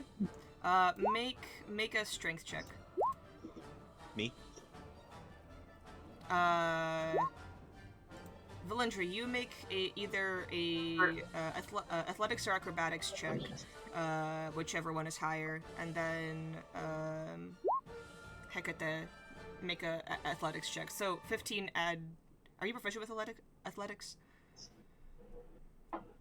No, but I do have Advantage because you're raging.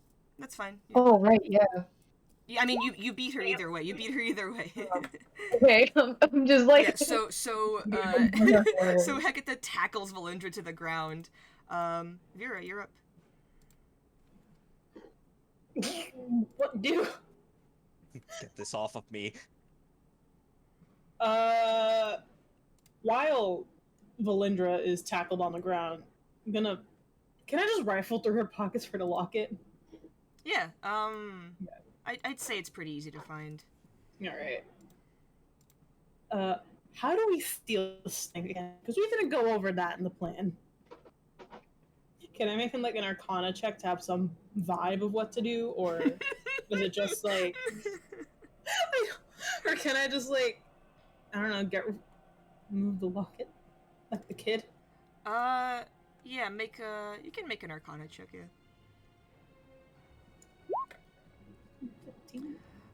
15. Sure.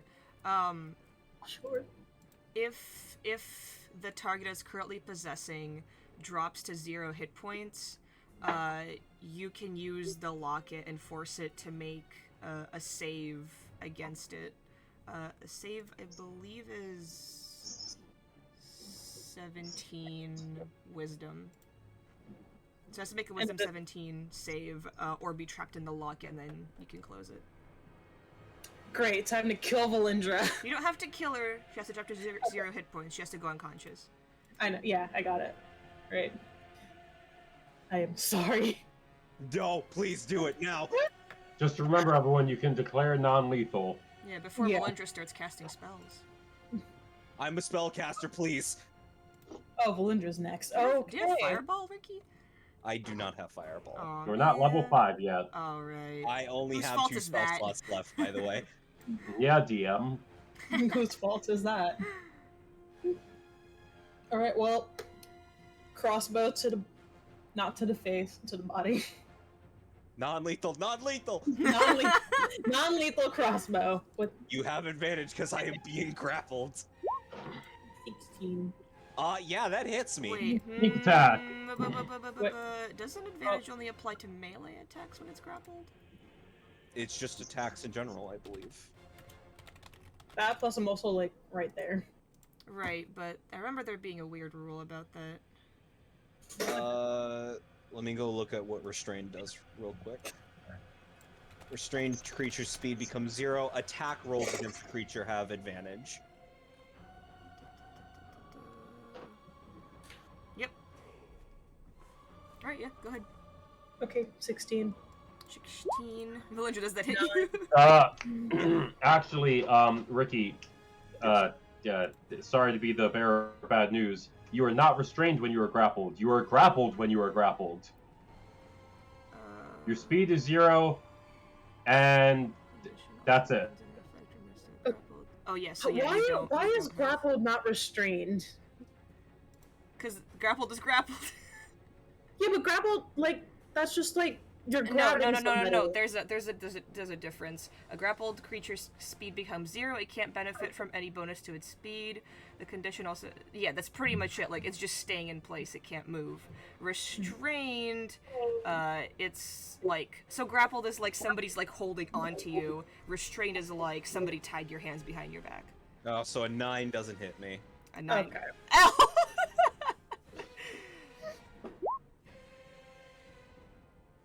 Thank you, Josh.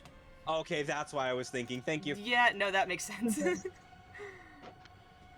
Thanks, rules lawyer. Thanks, rules lawyer. Thanks, one of the 3 rules lawyers. You're welcome.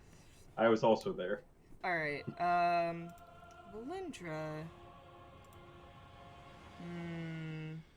I have 2 level 1 spell slots and cantrips and a dagger. Who would... Okay, actually... Yeah, let's just have you cast Witch Bolt on someone. I believe I have disadvantage because somebody is within melee range of me. Yep. Ranged attacks are always at disadvantage if you're in melee. Oh, okay, that's fair. Then let's just do magic missile. Okay, so that's just 3 bolts to somebody's face, or 1 bolt to 3 people's faces. Nah, just do 3. Pick one. Pick one. Yeah. Not Vera. Not Vera. She's grappling you. Yeah. She is grappling me. I'm like, who's the biggest threat to Valindra at the moment? Alright. It's just 3d4, right? 3d4 plus 3. 3d4 plus 3. I have the macro. There we Nice. go. You take 14 points of, what is it? Force damage. Hecate, you take 14 points of force damage. As Valindra's like hand creeps out from like her like from under your grasp and just smacks you, and just like 4 points of force damage just hit your face all at once. Ow. Alrighty. Yeah, that'll be her turn. Rosetta, you're up. Swaggy tastical. Swaggy. Okay. Please knock me the fuck out. I will try to not murder you too. Okay. Can I reach? Some might. Just fucking murders Valindra. Just. Oh, Yep. hold on. You can. Please. I beg you, smack me in the face with advantage. Hecate, this Non-lethally. technically on top of you. So it doesn't count. So I wouldn't say you have advantage, but like. So there, So there. next to Vera. There you go. Yeah. Or across from Vera, yeah. So Okay. where I originally was. Fuck you, Ricky. Jesus Christ. Well, I didn't Smack. know she was technically on top of me. But you saw the. Just swing. Just swing. Just swing with advantage. Non-lethally. Non-lethal. Kill Okay. me. Not that Non- hard though. Kill me non-lethally. Please.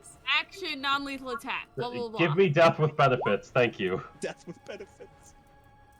Nice. Oh, I used it. 21. I used it. I'm assuming 21 hits you. Yes, it does. You should smite. Did you smite? I didn't non-lethally? do. Yeah, I was about to say if I smite, that might make it that might make it lethal. DM ruling.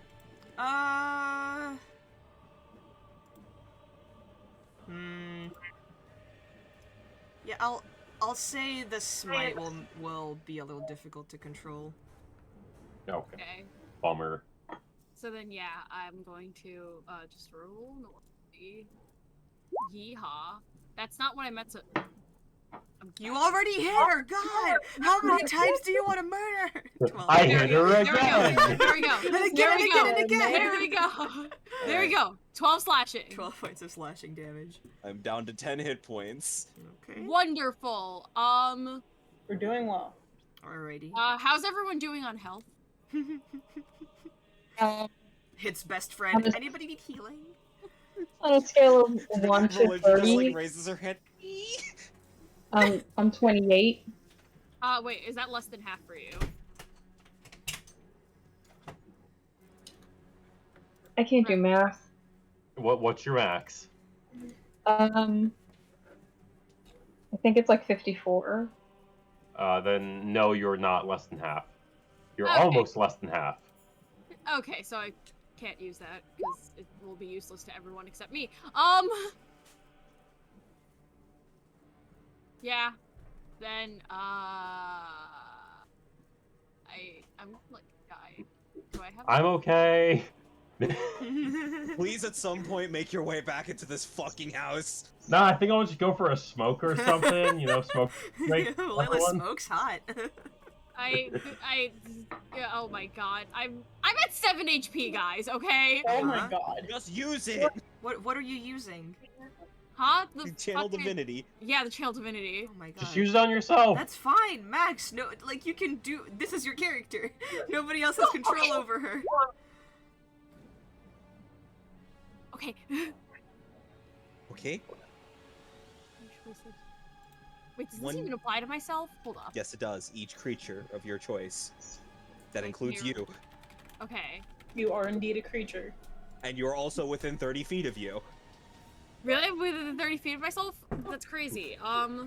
The women aren't creatures. I'm joking. I'm joking. I mean, according to Supreme Court, that's debatable now. Apparently. You can have an inspiration for that, Mark. Really? He just wasn't fucking expecting that. I'll take it. Plus my charisma is 3. Okay, 9. Okay, yeah. If anyone else is below half, they just healed for 9 HP, so... I don't think so, but... Alright. Layla, you have just landed onto the ground with an unconscious child in your arms. And you see a couple children, like like the older children plus the caretaker running at you, horrified. Are you all right? I put the child in your arms. We'll talk later. And I run back upstairs, take my action She just to holds dash. him like arm's length away. Is he? He's fine. He's safe. Take care of him. Keep him away from the attic. Keep everyone away from the attic. All right. In fact, go for a nice ice cream treat. And I will move and then action dash. Yeah. So if so we'll say like if you use your entire action, you can get to the attic by your next turn. Yeah. Okay. Gotcha. Alrighty. Husk, you're up. All right. By the So way, here's what I'm doing. wait, Mark, did you want to like heal the child at all, or Well, is he injured? he was He's just unconscious? unconscious. Well, yeah, he was. Dying. Oh god damn it! Is he stabilized? Is he stabilized? Actually, fuck it. Better safe than sorry. I didn't use my bonus action. Bonus action, spare the dying. All right, he's fine. He's at least stable. Jesus Christ. Well, physically stable. He'll wake up in a couple hours. All right, Husk, you're up. I'll give him therapy when he wakes up later. Husk, Okay. just Put me out of my punch misery. put me out of my misery. Punch me in the face. Do something. Yeah, I mean, because like you aren't looking too great right now, right? You're on the lower side of HP. I I am can below try. half. 10 left. I can try. So that's what we're gonna do. Actually, it's better. Actually, I'd rather be safe than sorry. So here's what's gonna happen. I'm going to send out the fog, It's going to surround Valindra, and from it, you would start to see spectral hands reach out, start grasping them and holding them down. And I'm casting Hold Person because this fool decided to possess a humanoid. Okay. Ooh. That's a wisdom save. That's some Yeah. big brain Yeah, thinking there. Valindra. Dang! Never lucky. Ow. Okay. I'm a wizard. I'm proficient with wisdom. Aww. I'm we sorry. tried. We tried. That's all that matters. And for fun, I'm going to try rolling another d6 as my bonus action. Because seriously, I've gotten just ones. Come on, there we go. Okay, I'll keep that in mind. Okay. Is that your turn? Mm-hmm. All right. The smoke from Valindra begins to slowly billow out, once more taking the shape of this demonic creature. Oh. Fuck. It's going to reach out and... Yeah, it's just gonna go for you, Rosetta. You did the most damage to it. Goodbye, Rosetta. Alright, that is a 20 to hit. Yeah, that hits. Okay. You take...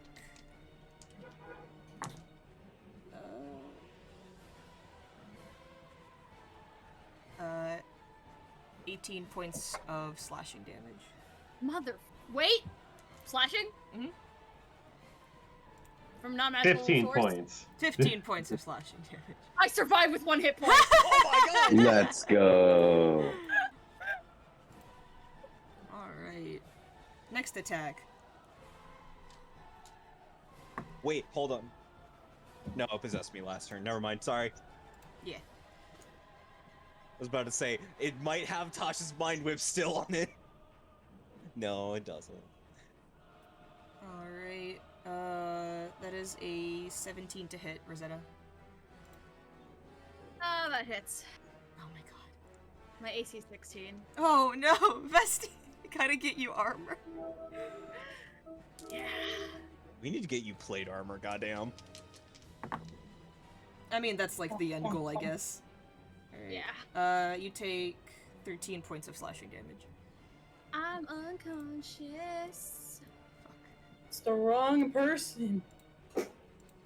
That's the wrong person! Well, it's okay. Hekate's next. Alright, Hekate, what are you attacking? Choke me out, mommy. Goodbye, Valindra. First of all, okay. I'm gonna try to grapple him.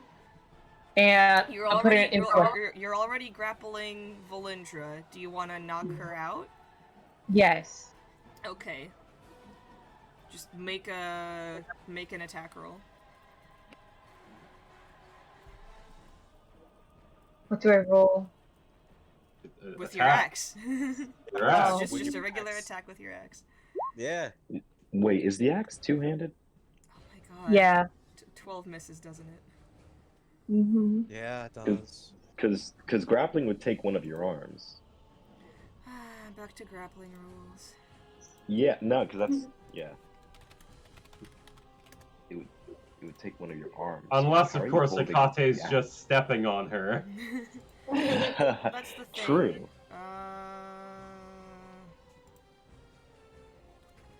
Using the It's like you use a free hand to grapple. Oh, done melee attack.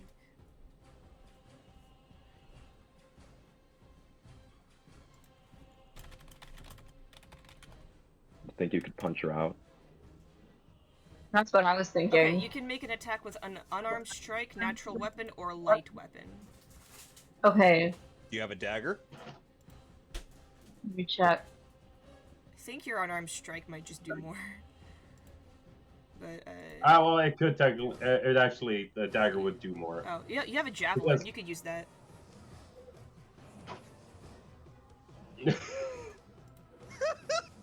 If you want to stab her with a javelin. Not Yeah. lethally. Not Not lethally. lethally, God not- damn it. Oh Not my lethal god. Oh my god. You could reckless. Can I reckless? Yeah, fine. This is just sad at this point. It really is. And you were trying. Okay. Just click This is the damage. Roll20 was Just click the damage. gaslighting us earlier, clearly. No, was no, following this us is into penance. bullshit. This is penance for those 5 natural 20s you guys got this You session. mean those 5 natural 20s that didn't fucking matter? They mattered. Well, oh yeah, They those natural 20s mattered. Damage. Let's see damage. Yeah, roll damage, roll damage. Damage. Damage these nuts. Please no. It's a D6 plus your strength plus 2. Just click. Just click Yeah, javelin. no, Just click the word Just javelin. Click click like- the word did. javelin. in chat. No, like in No, the in chat, in the chat. chat. Just click the word javelin. Oh. 6 piercing. Oh my So god. 8 piercing. I'm Wait, on 2 wait. hit points, please. Oh my god. You got this, Vera. literally Hecate never is just seen us- punching Valindra. Rosetta's just stabbing her with the sword. I've literally never seen somebody have so much trouble killing a wizard. Right? Stop. You guys did so well against the demon. Now that it's in the wizard. Now that it's in the wizard, it's just really. It's because she's your friend. You don't want to kill Yeah, her. we don't want to hurt her. All right, Vera, you're up. Okay, Vera, I'm just stab using me. I'm using my short sword non-lethally. That hits. Yay, it hits! She's unconscious. There. She's unconscious. Your unconscious. dex would have done it Thank all. God. Yeah, she's unconscious. Alright. We're using this goddamn locket. Let's go. It just has to not roll a 17 or higher. Using the locket as an action. So do you want to toss it to someone really quick? Oh, gross. Wait, whoa. Next. Time out real quick. How would that ever work? No, just like seriously, because we would have to injure it on someone else's turn. Mm-hmm. And that would be that person's action to knock someone out. Right, and then the next person who goes uses the. Because she's still at 0 Yeah, HP. but the last time when we severed the connection. Oh no, never Because mind. nobody we're good. used it. Yeah. Okay. So Valindra is unconscious, Rosetta Yeah, is no, unconscious. no. Toss We're it to not Husk. here. Toss it to Husk. Husk goes before the demon. Toss it to Husk. Husk, here you go. Do I guess I catch? Okay, you catch the locket. It just kind of like glows this faint green, burning fire around it as you catch it in your hands. It stings a little bit. And you see this shadow begin to slowly exit out of Valindra. This demon is like almost panically looking around. But at this point, Layla, you get back to the group. You see two of your Yay. comrades unconscious. Valindra and Rosetta, please make death saving throws, please. How do you whisper? Wait. There- Have you you made can, death saves? you I can was set up a not toggle on your non-lethally. sheet. Oh, right, because it was non-lethal. Yeah, Yes, Okay, it's only not for lethal. six. Yeah, You're so yeah, fine. Rosetta. Valindra's just having a nice nap. Wait, I toggle on my sheet and then just do /roll, or? You can just click the death save on your sheet. Oh, that's a Wait, thing? wait. I think that might be public. No, I switched Well, to No, the if you GM. toggle Oh, okay, whisper. okay. Did you toggle whisper? Yes. Yes. Okay, then just click death Cool. save. Alright, nice. Okay, and Layla's turn? Alright, Please stay so whisper. I'm here, right? Mm-hmm. Alright. We're here for the possession. Can I tell that? Actually, no, fuck it. I'm just going to. Priority number 1, get the other healer back up. So, Woo! I'm going to. Alec, is there a way for me to make a quick intelligence check to see if I understand the situation? You can talk to one of us, can't you? You can ask, like, hey, are we fighting or am I healing? That's fine, I'll allow that. Yeah, am I fighting or healing? You can heal Rosetta. Valindra, we need to get the demon out of. All right. I'm We're gonna do going. it all over again, I guess. I will. I'm gonna. Decisions. What decision? I'm gonna second level healing word because I wanna cast a cantrip on the thing. Okay. So let's see. That's 8 plus 5, so you have 13 hit points. Rosetta. Yay! Yay! Wait, how much? 13? And then nice, Mark. Woo! Woo! Nice. Wonderful. What is that? DC Dex 15 dex. save. That is a 14. It takes 2 radiant damage because it's doubled.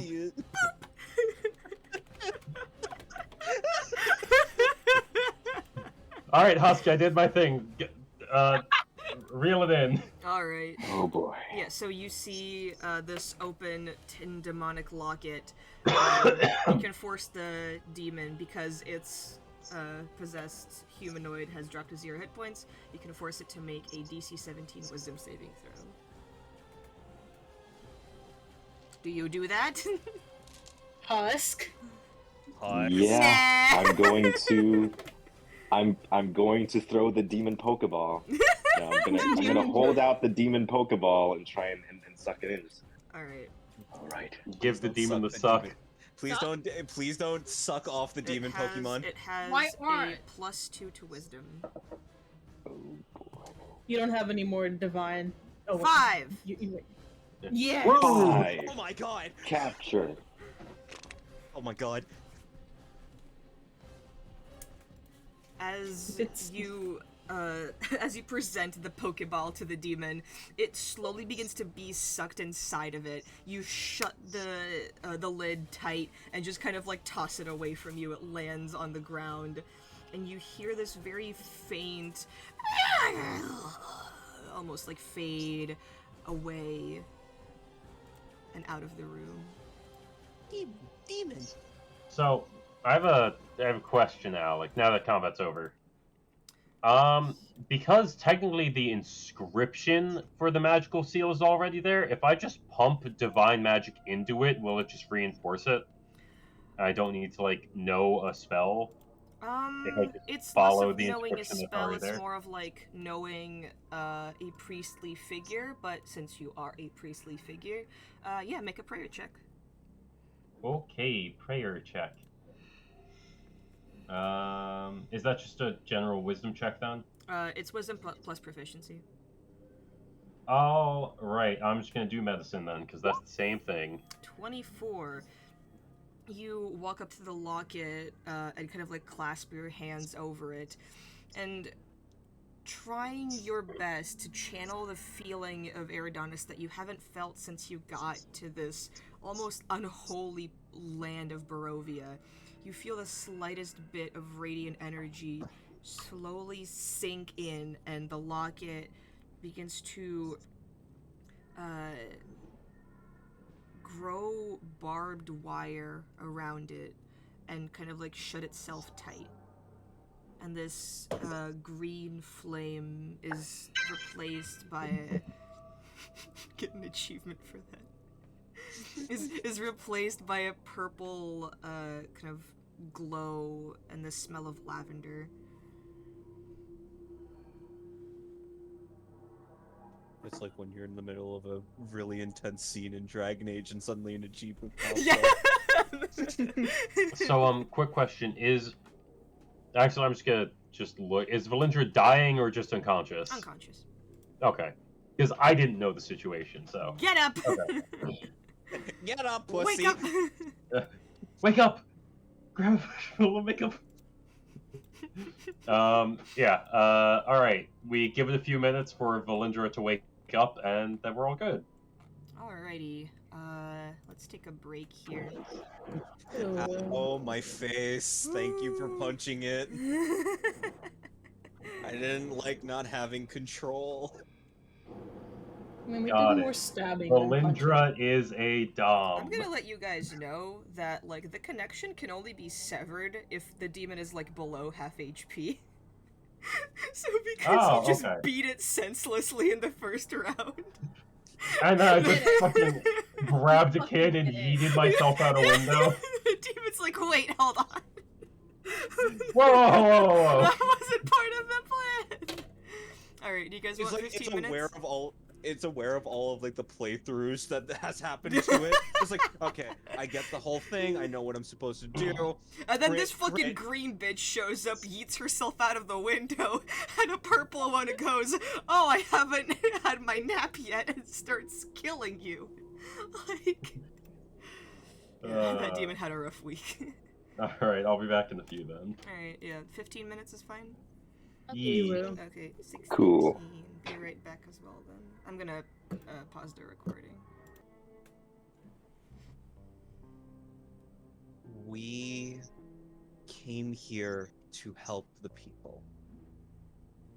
Not one specific people, the people.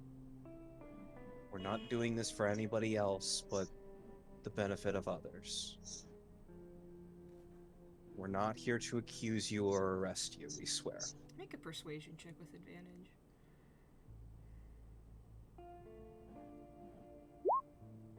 15. He kind of sighs and goes, I did take the bones. And you do realize that what you did really hurt this town. And possibly put these children in danger, correct? I did. My work at the church was paying for the orphanage. We have so little money that the kids were going hungry. And then the weird fucking nightmares and bruises. Cedric dying. I couldn't keep up with the work at the church anymore, and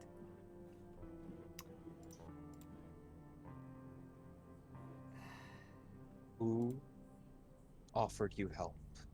Henrik, the coffin maker.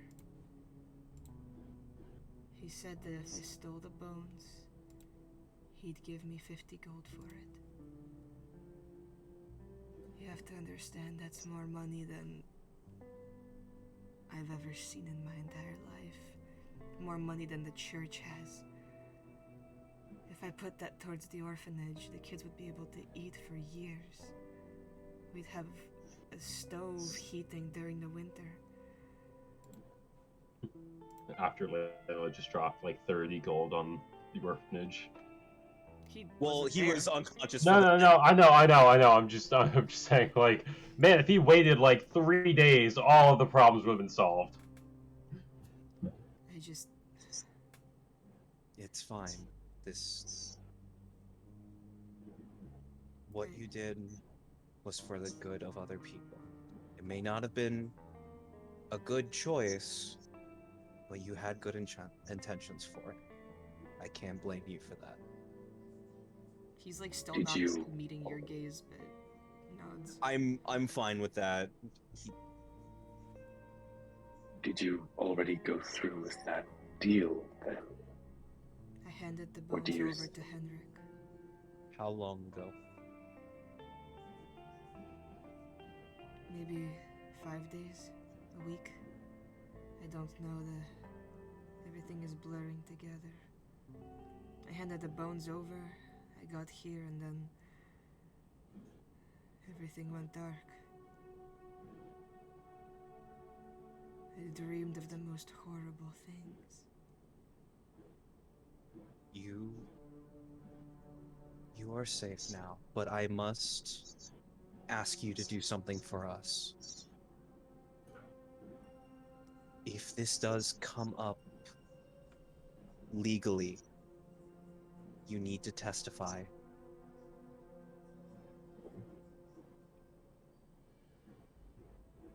Testify? You need to tell the story of how you gave the bones, but I will say, you were under some mild demonic influence that we have very much evidence of. Don't do that. They'll kill me. Don't force me to do that. Do you understand what they do with the people here who show demonic influence? It's fine. Have you been to a trial? I have not, but what the coffin maker asked for is going to hurt everyone in this town. If you don't get the bones back, I think the law is the least of your problems right now. Where do you think the coffin maker put the bones? I'm not sure. They might be still in his shop.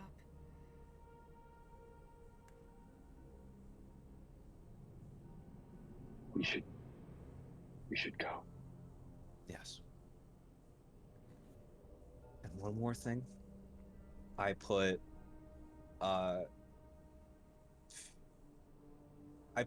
15 golds in his hands. He just kind of holds them and goes, no.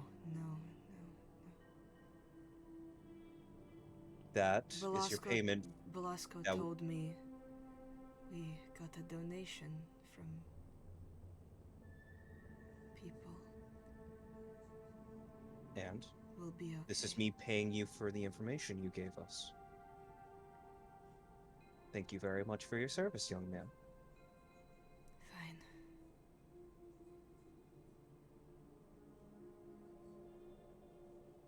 They all have a surprising amount of money. I don't know where it comes from.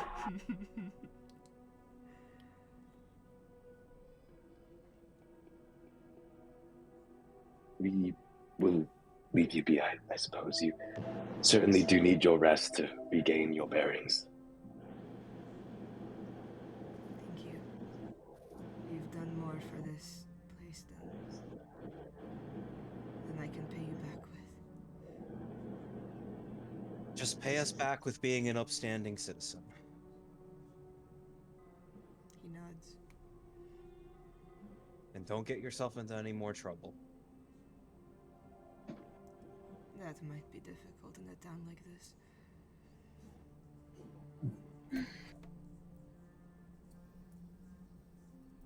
And again, you all were hearing just good things about this town prior to arriving? Not... The only thing we heard that it was safe. Safe from the devil. The devil, yes. All right, We will let you rest. Do you need anything from us? No. All right. Please try to rest well.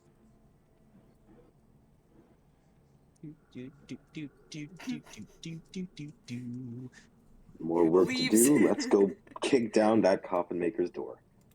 Oh yeah, no, we have enough evidence to kick down coffin maker's door. Oh yeah, big time. Whoa. Child Protective Services, open up. FBI. FBI, open up. Alright, you're all leaving? Okay. At this point, it's maybe early evening.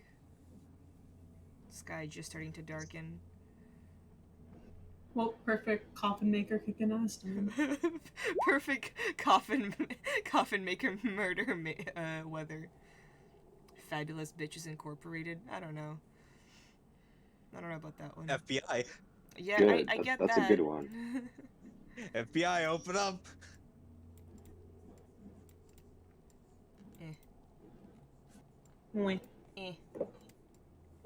Copies you over to the next map.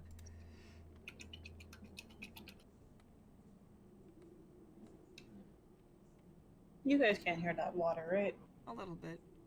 Okay.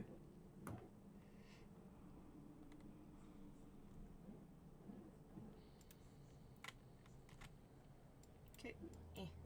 There we go.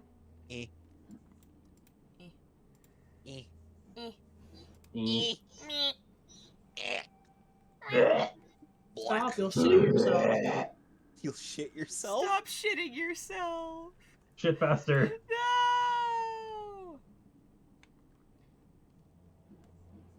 I'm going to cast Prestidigitation on the coffin maker to shit his pants. I want to shit his pants. I'm tired of this. Okay. Fuck off! I can't breathe. Okay. Have you tried breathing? This uninviting shop is 2 stories tall and has a sign shaped like a coffin above the front door. All of the window shutters are closed up tight and a deathly silence surrounds the establishment.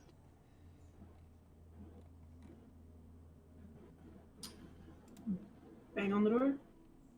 Is it open at this house? Kate?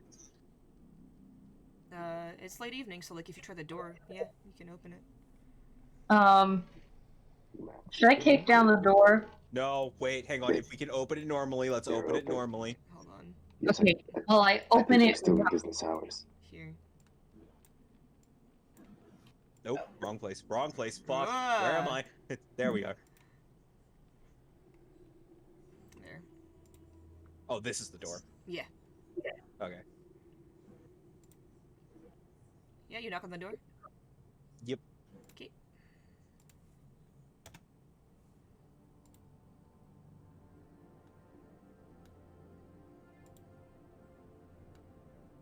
That's coffins. Arranged haphazardly about the floor of this musty L-shaped room are 13 wooden coffins. There are no people in those coffins. Do we Do you wanna smell check? bodies? No, I'm you don't smell joking. anybody's. Okay. You see a man step out.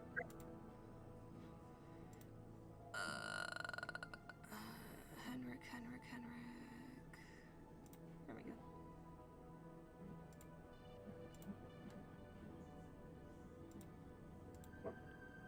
Ah, it's my boy, Henrik. An old, tired, a man with a dark gaze and gray-white hair and beard steps out, rubbing his hands on his heavy leather apron. Yes?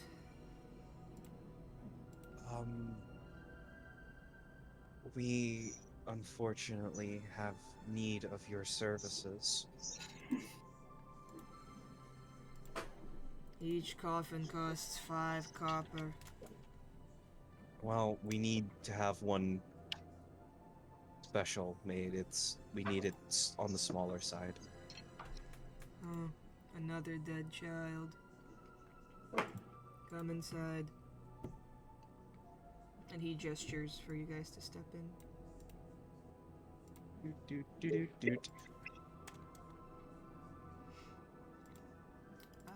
This seems to be a workshop containing everything a carpenter needs to make coffins and furniture. 3 sturdy work tables stretch the length of the west wall.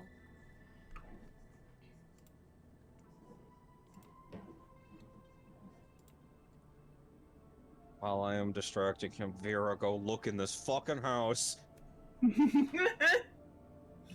Use your innate invisibility, goddammit.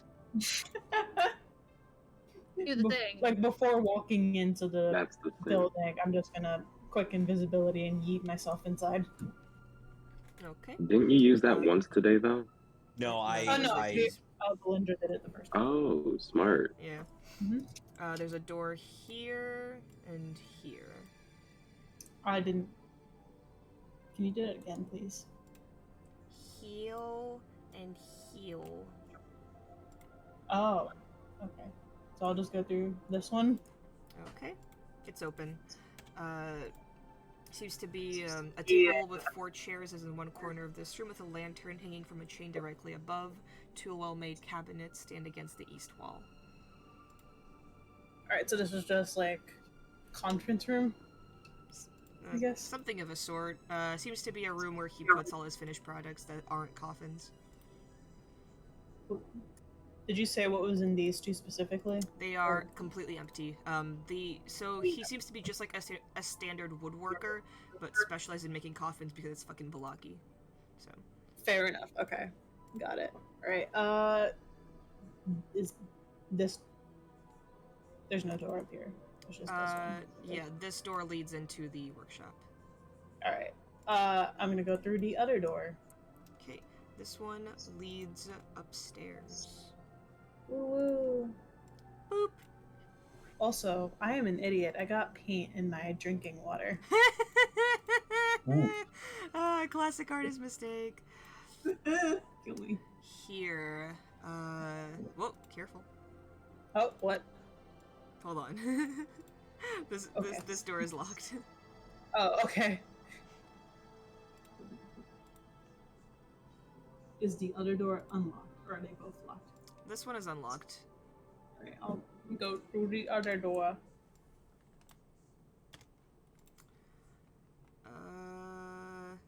It's a kitchen. Has a square table, chairs, and shelves with provisions. This door is locked as well. Picking time. Okay, make a deep stools check.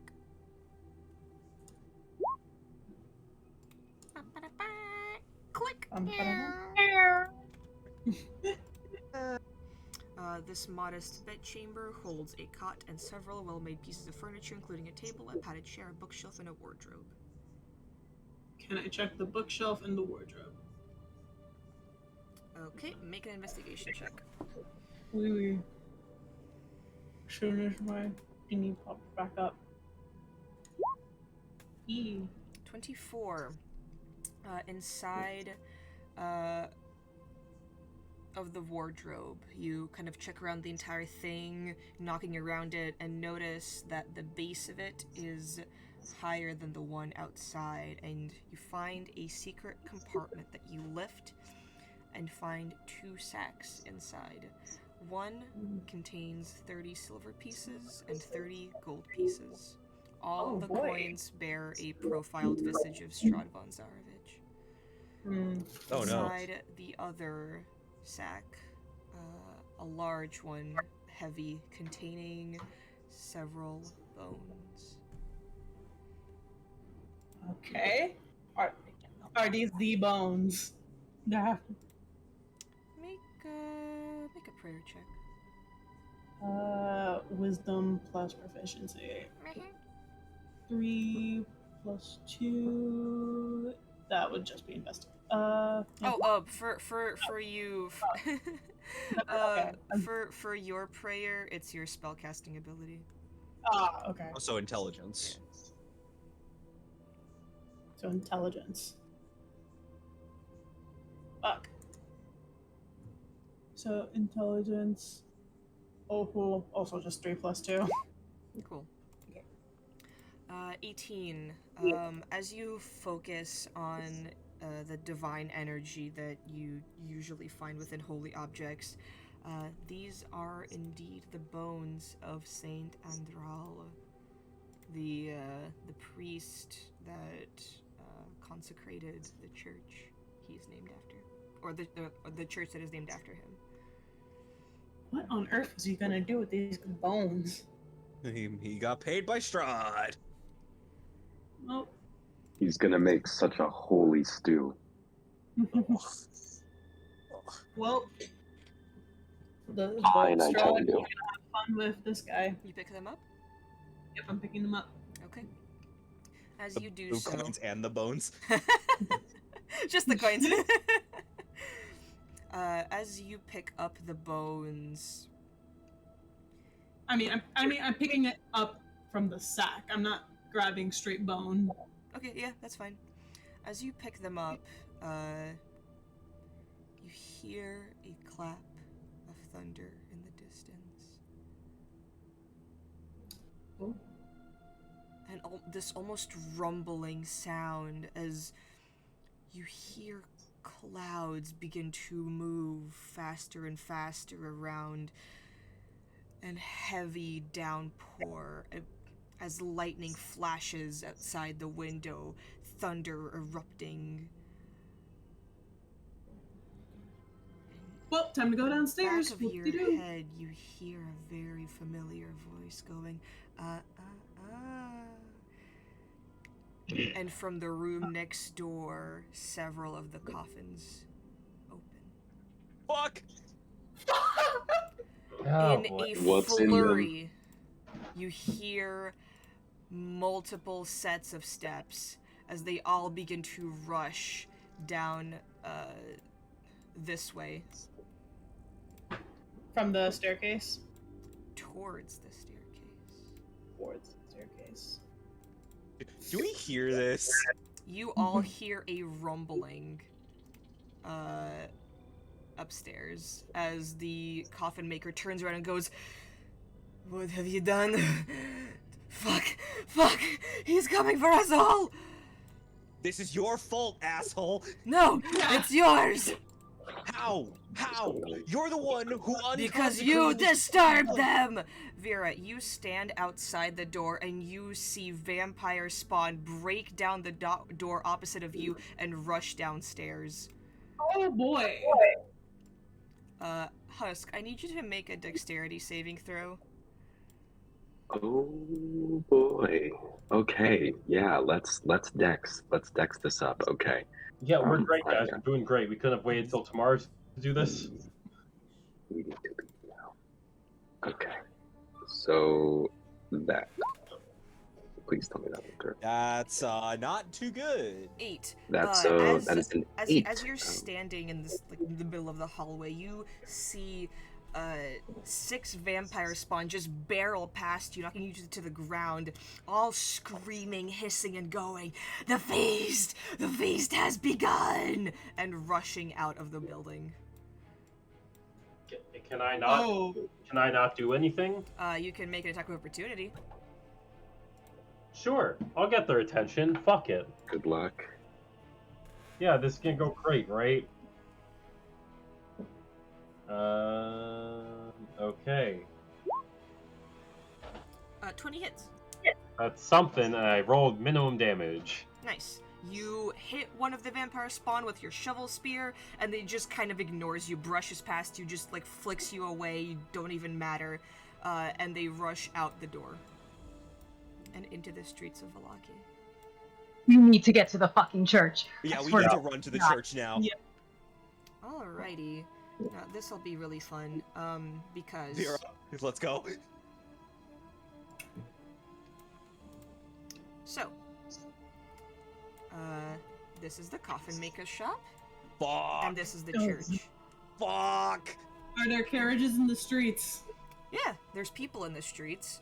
And as you leave, you just see vampire spawn begin to attack everybody in the streets. Just clobbering, just digging straight into their dirt. People start to freak out, panic, and this just high-pitched bell begins to ring as guards flood the streets. The vampires rush around, killing everything in sight, overpowering the guards, and killing anything that moves. Oh no. Everybody roll initiative. Oh fuck. Oh no. Oh Oh. no! TPK! God. TPK! Don't kill me. I'm one of you. I'm one of you. I thought you were. Woo! a vampire. 2, baby! I thought you weren't a fucking vampire, you goddamn liar. I'm a vampire for today. For today. Oh wait, Alec, I have a question. Yes. Remember that attack that lowered my hit point max? Yeah. Is it still lowered? Yeah. It can only be cured with a lesser restoration or a long rest. Mm-hmm. Got it. We couldn't have waited till tomorrow to mess with the shopkeep. No. Okay, the issue is the issue is that if we did, he probably would have thrown that in the lake. Or gave it to Strahd. I mean, he would give it to Strahd because it would burn Strahd's hands if he touched it.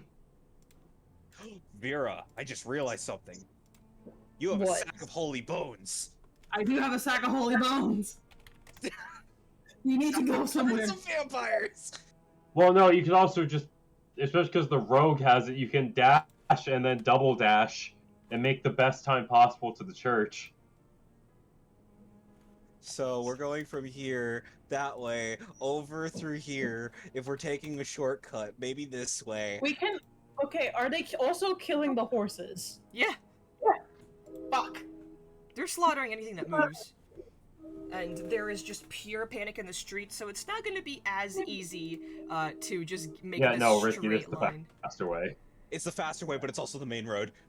And there's people everywhere. And guards, like, flooding as well, telling people to get back into their houses. They're, like, pushing the vampires away, getting murdered by them. These 6 vampires are doing a number, as one of them has managed to destroy some of the festival decorations, grab one of the torches on the lamps, and start setting fire everywhere. Oh! Oh no. Oh no. Oh boy. Alright, Husk, did you roll initiative? I keep trying to, but it has not gone through at all. So I'm just gonna do this manually. Like a man. Well, the way that we save the most people is reconsecrate the church, so... I don't know, can we fight 6 vampires? We're not fighting. No, we're not at that level yet. I mean, I One don't of think, them would probably end us. Yeah. Especially after a huge fight like today. Yeah. Mm-hmm. No, the way that we save people is by getting to the church as fast as possible. Alright, so are you all just running to the to the church? Yep. Yep. Okay. Well, let's try to grab any living horses. The big thing is definitely making sure that Vera gets to the church first, so we can find living horse. If we touch a vampire with these bones, will it do anything? You're not sure. Okay. Because my idea is also just like one of us grab a bone each and defend ourselves. That's not really how that works. These bones have to, like, be within, like, consecrated ground to do their So, power. yeah, I would like to try to... Well, actually, no, it's not even... It's nowhere near my turn. Just, we need to get a horse. Alright? We need to get a horse for Vera. Vera has the bones. Vera needs to get to the church. Mm-hmm.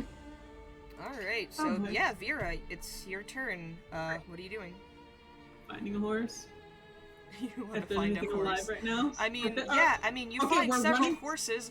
They're being Alive? murdered, and you find a live horse. It is terrified. It is like screaming. It is kicking anything it's in its way, and it's still attached to a cart, and it like is trying to run away with the cart next to it. Why do I have so low initiative? God damn it.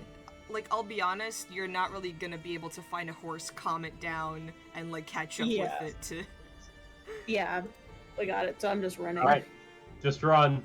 Right, so are you using, like, all of your actions? All of it. Okay, you run past, like, several people just getting completely slaughtered. You see their flesh being torn out. You see a child crying on the street as a vampire begins to slowly approach it and just goes straight for the throat and just kills it in one move as you run straight past with this bag of holy bones next to you. Alright, Alondra, you're up.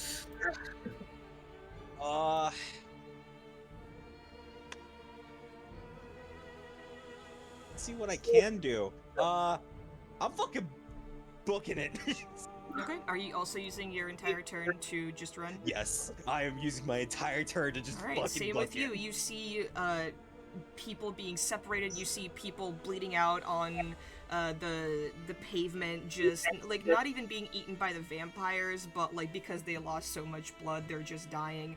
And fire slowly beginning to creep around the entire town, setting off flames on houses, burning the carriages attached to the horses, who are just now burning alive as they're running through the streets.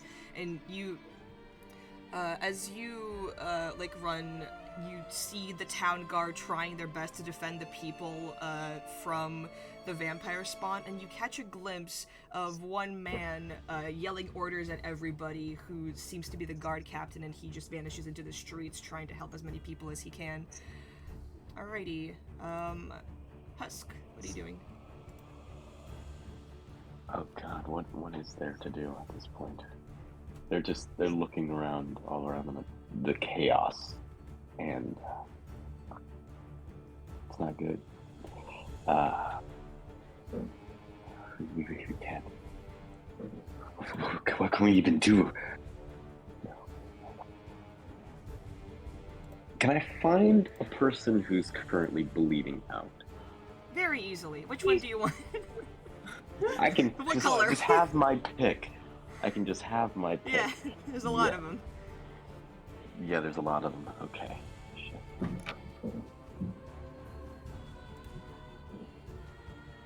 Vera will do this, right? Wait, Vera, what is the max amount you can move in a turn? It's like 90 feet, 90 right? feet. Yeah, so you're about here at this point. Aww.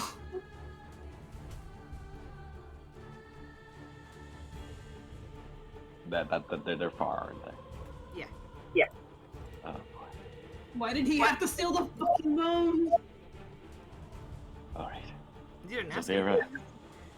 So Vera is running to the church now. She's going to put the bones back. That'll fix this. That'll stop this.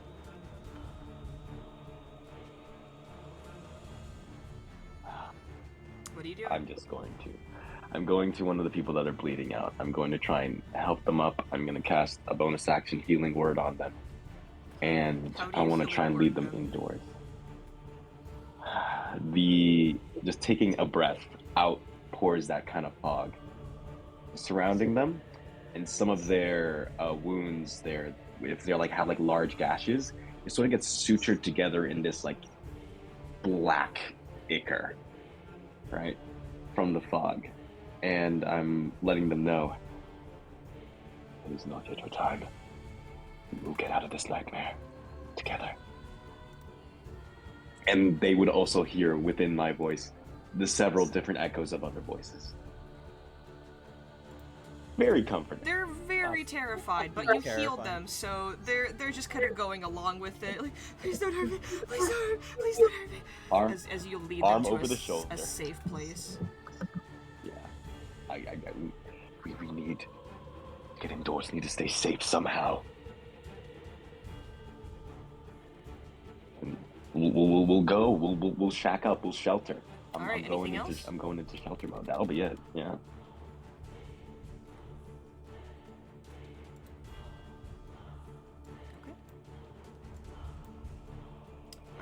Hecate, what are you doing? I'm gonna do the same thing as everyone is doing and run. Okay. You're using your entire turn to just run past people? Yes. Alright. As you do so, you just see, a little girl being separated from her family as they just kind of push her in front of the vampire spawn in order to get away from it. And she's just slaughtered in the middle of the street as more and more of the buildings catch fire, specifically in this lower half of the map. And town guard are rushing immediately away from it, the rain not being able to put out as much of the fire as it's just burning. And you just completely focus entirely on getting to the church.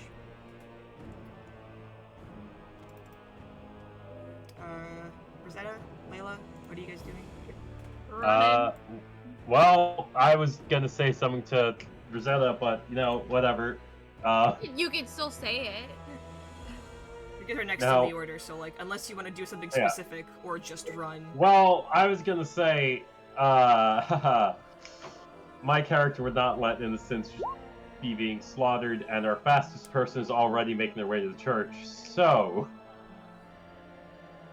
maybe we help the town guard? Don't do it. Don't do it. Limping, holding my sword Layla, do you think I can fight right now? Alright, you go.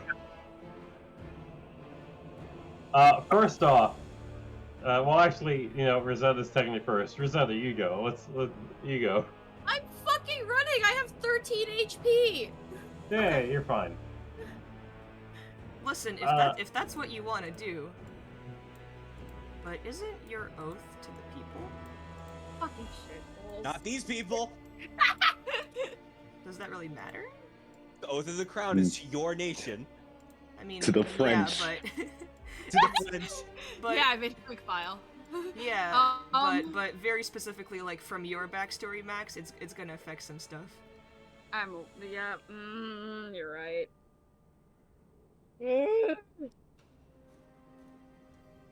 If Rosetta dies, it's all of your guys' fault. You're the one that wrote it in. No, it's this guy's fault. It's freaking coffin maker. Fucking Yeah. coffin maker, dude. Yeah, Speaking no. of the coffin maker, I know what I'm doing on my turn. He's just Oh my going back God. inside and beating the shit out of him. No, don't do that. No, Oh, don't no, stop. Please, no, stop. All right, so yeah, you're just running.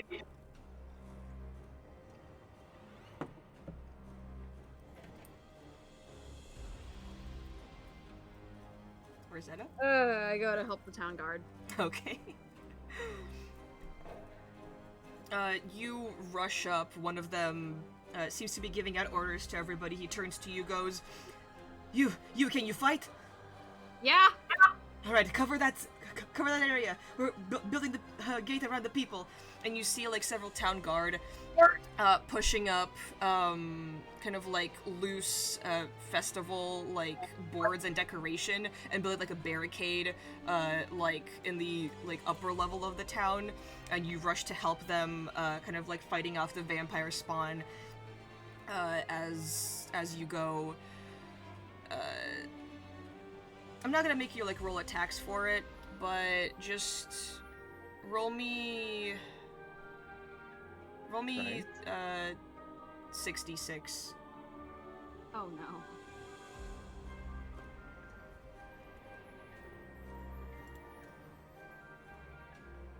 Okay.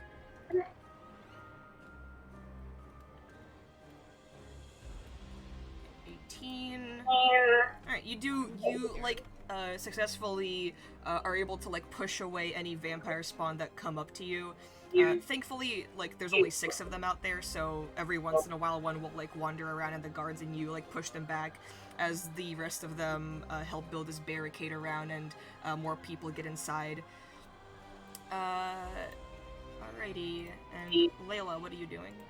I go back inside that fucking building real quick. Okay, you just see the man slumped against the wall, holding a bottle of wine in his hand. I'm gonna grab him, put him inside one of the fucking coffins. I'm gonna go out, grab a torch, and throw it at the coffin. Jesus Christ.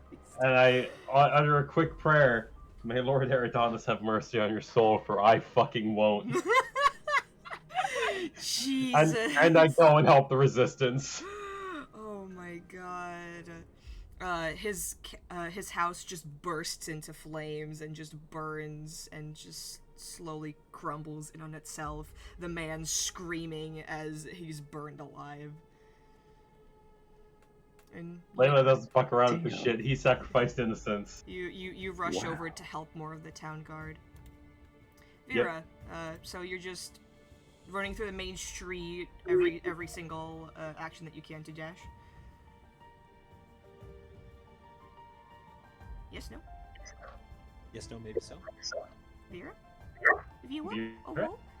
Feel up? Oh, my mic was muted. It's okay. Good job. Listen, I'm dumb. But yes, every single action, my cunning action, my bonus action, all of this shit. Okay.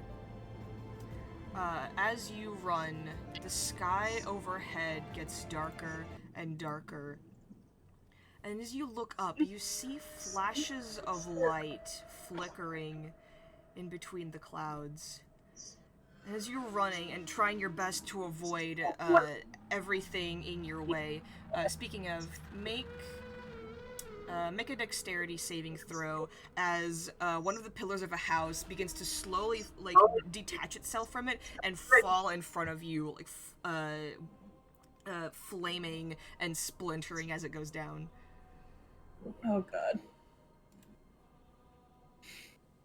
Dex.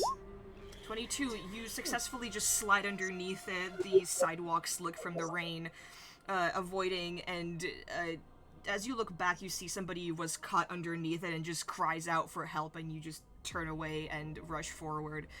And again, there's flickers of light in the sky, and you catch sight of inky, smoky black hooves as a black horse made of pure darkness descends from the sky, and a man with milky white skin, a cloak of blood and dark hair descends from the sky and rides his horse over Velaki, flaming along the way as the horse emits smoke and fire throughout the sky and charges on ahead, seemingly looking for something. Oh god. I'm just looking down, shoving the bones, like trying to cover them as much as possible, and running.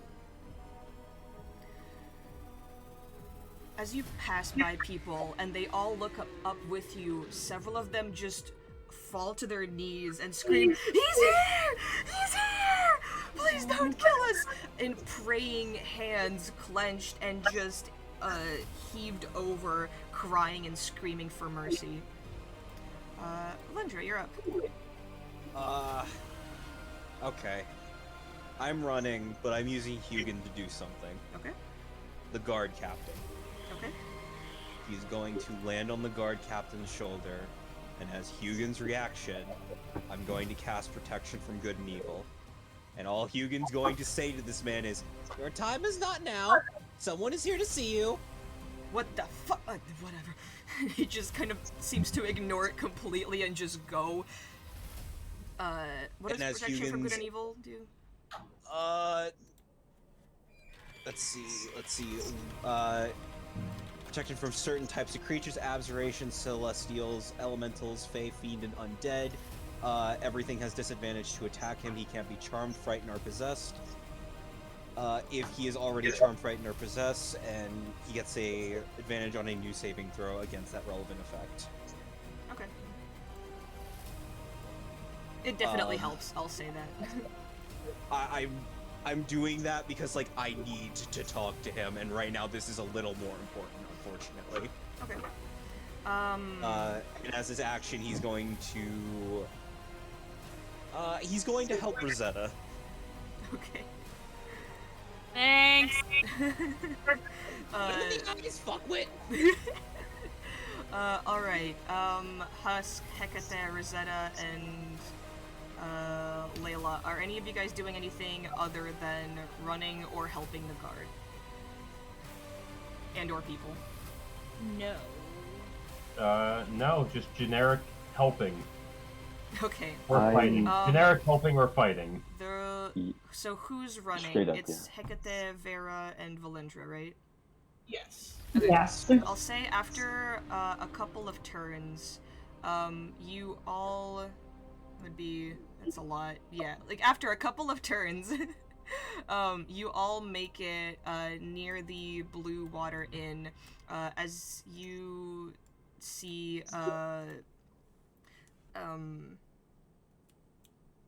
oh my god, what are their fucking names?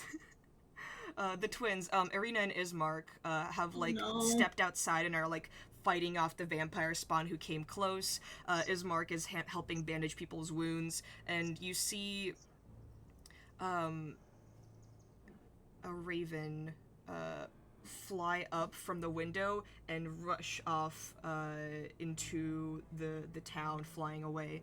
And you see Erwin step out from the inn, screaming, "This is a safe space! Please, if anybody has supplies, help over here!" As he's like waving a torch to try and like knock vampire spawn away. You see his two tiny children out with like buckets trying to like help put fires out nearby, and people are like hobbling inside. Irina and Ismark turn to Valindra and Hecate. You both are still like kind of keeping up with Vera, and just go, what's going on? What do we do? You want my honest answer? Survive. Where are you going? The church? That's a good idea. We'll come with. And they make sure that everybody around them is safe and then rush off behind you. You really need to make sure Arena doesn't get seen. Alrighty. If Valindra has an invisibility, it might be good to put on I Arena. literally have 0 spell slots left. Ooh. We should have waited till tomorrow to do this. Fascinating thought there. Thank you, Mark. How would I ever know that without your hindsight? Maybe, like I said when we finished the demon thing, maybe we just call it a night. But no. Yeah, exactly. You're supposed to know shit goes south from here. Yeah, and if you have no resources, don't take the fucking risk. We thought it already went south. Alright, so. What were we gonna say? We were gonna say to be fair. Oh, to be fair, I'm fine. Oh, you're fine. Yeah, fuck you, Valindra. Vera. I'm at full health. I don't have any spell slots. I don't need spell slots. Husk, Okay, someone's cool. Husk, as you're running around trying to help people, you see a small family being kind of like chased by one vampire spawn through the streets, and you know that they're heading towards a dead end. Oh no. Okay. I have to do something. I will unsheathe Marvolio's gamble. Oh no. I am rushing forward, Oh and... No, Josh, it's your second character. Oh no! Yeah, here's what I'm gonna do. Yeah, because... Number 3. How... I mean, because I wanna run up forward, I wanna help these people. And... I know they're headed towards a dead end. How far ahead of them are they? How far ahead of me are they? Maybe 20 feet. About 20 feet. Like they're Okay. like just past you and like are turning a corner, and this vampire spawn is just running after them. Right. Okay. Because so then they haven't yet quite crossed the distance. I could put myself in between the family and the spawn. You could. Okay. Oh, no. I want to run on over. You're like, no, don't head that way. You'll just corner yourselves. They like look over at you, go, where do we go then? What do we do? They seem completely helpless. They don't know what's going on. Look, I'm not much of a fighter, but I'll protect you however I can. I'll distract it. You just need to get away now. Where do we go? Where's the safe place to go? Try. How far are we from? I don't even know how far are we from like. I'd say any you're solid like place like you're the inn. you're like about over here. This is the inn. That's the church. And realistically, Husk probably would have seen Rosetta and Layla helping the guard like all the way back. You like could also tell them to go. here. The Watcher house is over here. Yeah. Or yeah. So the guard are over here, kind of building a barricade. The Watcher house is here. The inn is here, and the church is here. Watch your house. Because we saw that before. That place is like, they've got fences. They've got fences. Cough. They got Cough, fences. cough. Someone could get one of the something. skeletal horses from the inn. Cough, cough. True. The They're skeletal. probably not afraid of vampires. Yeah, one of ours. But yeah, this is a family of how many people? Like this is Like 4. like 4 people. Yeah. Shit. Okay. So. Okay, because again, like I'm on mobile, I really can't see much when it comes to the map. So I want to say. All right. I mean, try from where you guys are, the closest place would be either the inn or the Watcher house. The inn or the Watcher house. Yeah. Okay. I would say like then I let them know. Try to head to Blue Water Inn. I have friends there. I have friends there currently trying to protect the people. Thank They're you. going to try and fortify the place. They just run away completely, and this vampire spawn is getting closer. What do you do? Okay. I'm holding out Marvelio's saber and just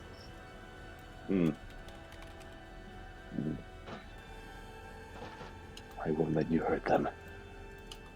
Okay. Guide my hand, please. I clutch the skull in my other hand close. Do you try and like get its attention towards you? Yes, I'm trying to get its attention towards me, right? Propping Make an myself intimidation between check. it and the fleeing. Yeah, propping myself between it and the fleeing family, and if possible, I mean, you know, if we're throwing in like maybe a reaction thing or like a holding an action to strike once it gets close enough. Let me see what my intimidation is like. Oh, here's a button. Did that not go through? God, Not yet. what is up with this sheet? You're immobile. It's fair. This is ass. Okay, I'm gonna just It's a +9. If you need to know, it's a +9. It's a +9. Nice. All right. The vampire, like, its gaze trained on the family, just shifts to you and goes, "Ah, you're in the way." Do you want to run away? It seems to be focused on you now. I want to give the family some time to escape. Okay, it's gonna roll Some an attack time, against a you. little bit of time, All right, what's it gonna be? Because like earlier in the day, you, Valindra, you gave me like mage armor, Yep. right? So I'm still good to go because that's like 8 hours long. Plus your dexterity. Yeah. So I'll be okay for a little bit. I just want to give the family some time to like actually run. Okay. I'll hold it off for a little. It's gonna attack you twice. One is a 16, the other is an 18. All right. So for the attack that's a 16, I'm going to use a fun little ability here. It essentially, crap. Okay. Silvery So- barbs. No, not silvery barbs. Though that'd be a cool spell if I could have that. But no. Essentially, what I'm going to do is use my sudden cacophony feature from Reasons. Mhm. So when I'm hit by an attack roll, I use my reaction, channel the spirits, and essentially they're gonna hear massive like frequency, like a massive like outburst of screams. And that'll essentially up my if the attacker's deafened, I add my proficiency bonus to my AC. So that's 16 AC I currently have becomes 18. For that one attack. Okay. So I'm good. Gotcha. I'm good. So, you take 10 points of slashing damage as it just rushes up and claws at you. Yeah, Yeah, that hurts. it's not happy. Alrighty. Hecata's running. Alright. Rosetta, as you're with the town guard, Rosetta and Layla, you're both there, right? Yep. Okay, you see two of the vampires rushing up, kind of like along the rooftops, and begin to chuck like flaming torches down at the ground inside the barricade, and people are screaming and trying to get away from them, and they're like trying to break down the fences as they like jump onto top of them. I and got start- something. Okay. As a water genasi, once per day I can cast create or destroy water. Mm-hmm. When I create water, I think it's 20 gallons? Was that it? I think that's what create or destroy water did. 10 gallons. 30-foot 10 cube, gallons. up to 10 gallons. Or didn't it let me do a rain thing? Or am I wrong? Alternatively, the water falls as rain in a 30-foot cube within range. I don't know how wide the barricade is, but I will at least try to use that 30-foot cube to cover the barricade that they just threw torches It's on. more than in 30 feet, water. but the area of flame is less than that, so you put it out well enough. All right. Yeah. Rosetta, you see the vampire standing on top of like a straw roof, and it doesn't seem super sturdy.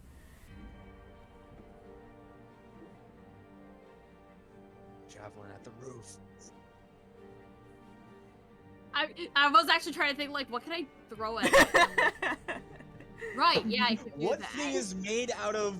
What thing is made for throwing that I could throw? It's made of it's made of point and it can throw. What is javelin?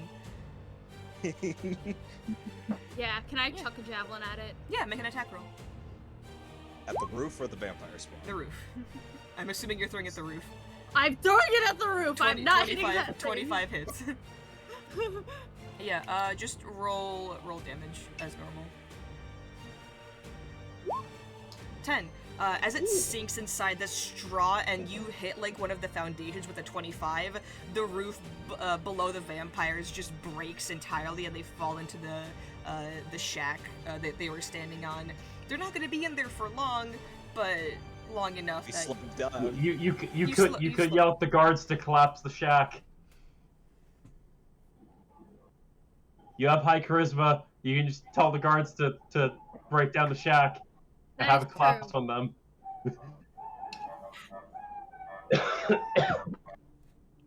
Damn, I didn't know they had a fire department. The fire trucks are on their way, guys.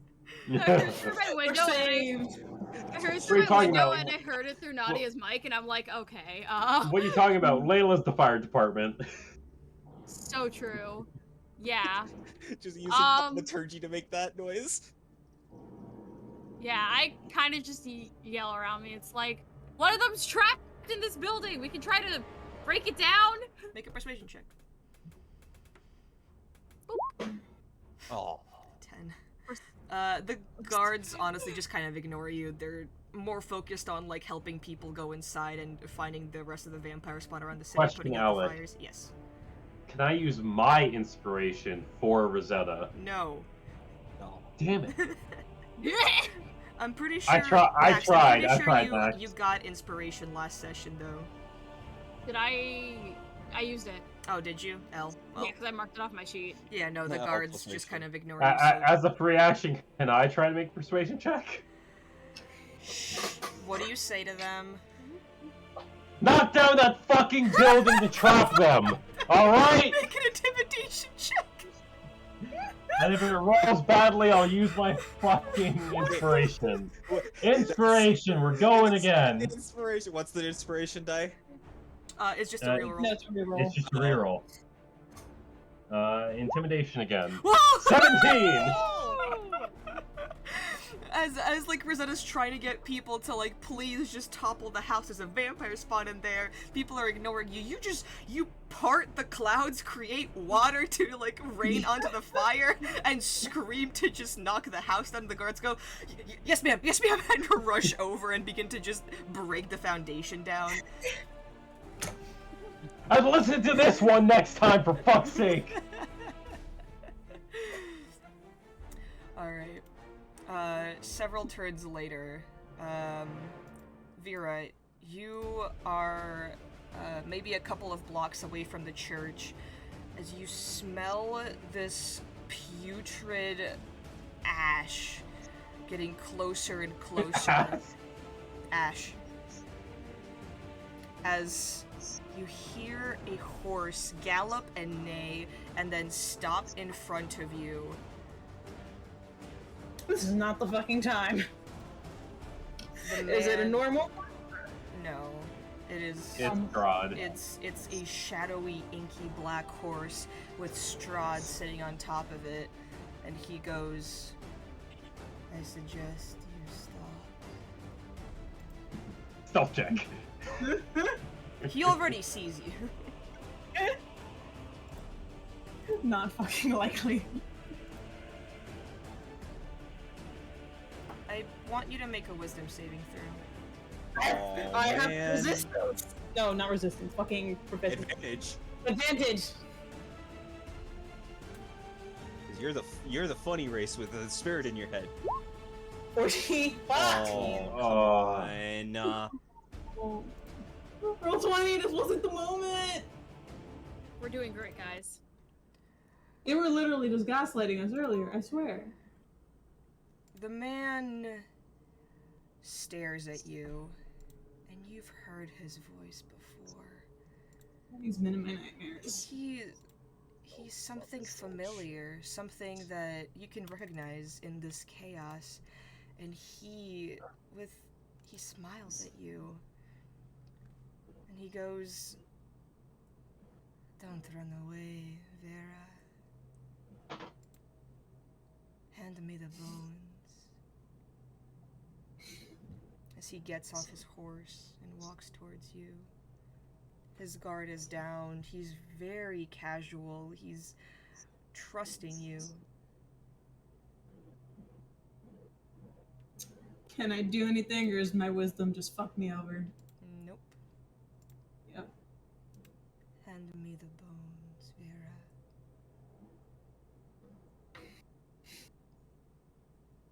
And he extends his hand.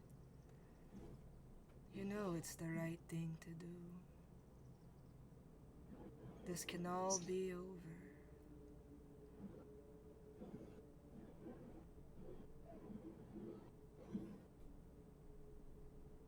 I hate it, I hate it, I hate it, I hate it.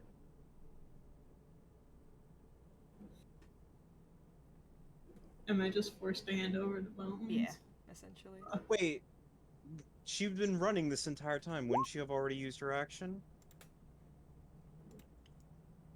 I've been very, very generous with, like, picking up items and children, counting as, like, actions. And he's very close to her. I wanted to try something. Because she currently has the sack of gold with the sack of bones. Yes, I do. Vera knows where the bones are. I know she does. However, is it to save Ricky, this? Ricky, you're not there. A sack of bones is bigger, isn't it? I thought we were okay. No, you're a much no. bigger sack. She is like Yeah, a good amount as ahead of you. As a Okay. rogue, because she can do the bone section dash too, she's way ahead of you. Yeah. Okay, I guess we're screwed now. Yeah, it was nice knowing you guys. You Balaki, just nowhere safe. in this almost dazed Wait a minute, wait a state- minute. Yes. I'm a few blocks away from the church. Yes. Do I have to hand him the bones in the sack? Yes. No, I mean, but do I have to hand him the sack, or can I give him the bones directly? You have to hand him the sack. Wait, He's you not gonna. malicious- He's not Can gonna. we He's do not this gonna tonight? ask you No, to hand no, him he bones said- one by one. No, he said give me the bones. Guys. She can just hand him the bones, and those are consecrated, and he'll get burned. And we're only a few blocks away from the church. What? Just saying. You know what? Sure. This Give him the work. bones one by one. Yeah, go ahead. I don't like the way that you're saying that. You're fighting Yeah, with You hand him. look, You, fire. you take out the sack. You hand him the bone one by one, right? It won't do anything unless it's in the Yeah. consecrated ground. Yeah, I know. Yeah. We're only a few blocks away. It ain't holy water. So close. As you hand him the bones, just like very slowly, you're like fighting against it. You take them out and hand them over. He just smiles and goes, "This is why I like you. You're still fighting ever since that fateful day." And he takes the bones and just burns them one by one. The smoke in this brilliant red explosion goes back up into the air, creating a visage of himself. And he snaps his fingers, and the rain stops.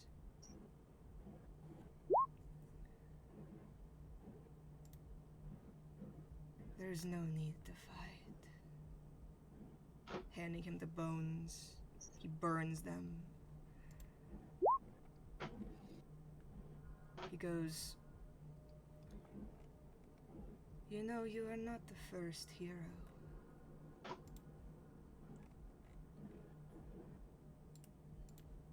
There have been many before you. I'm still allowed to talk during this, right? Yeah, you are. Okay. And I'm sure there'll be another after. And one of them will get you. I'm sure there will be many more. Perhaps one could end this. I really would love that. Then why do this? You will If you would just understand. someone. You will understand one day, Vera. After all, we are more alike than you know. I wouldn't condemn an entire town to death. They will come back, you know, as he's burning the last of the bones. See, Barovia isn't like the place that you all come from. At this point, Hecate and Valendra, you guys catch up and you just see Vera and Strahd standing there, and you hear him. When you die in Barovia, you don't move on to the afterlife. You wait for another body to be born, and then your soul reincarnates into that. How quaint, isn't it? Even in death, you can't escape.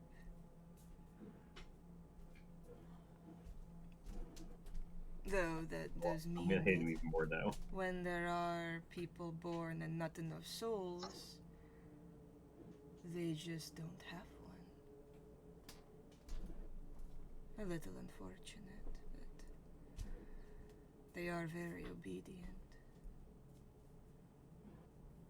What was the name of your small friend? Have something.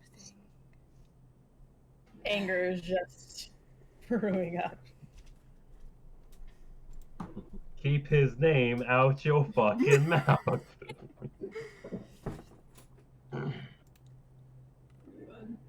I want to stab him. I know it won't work, but I want to stab him.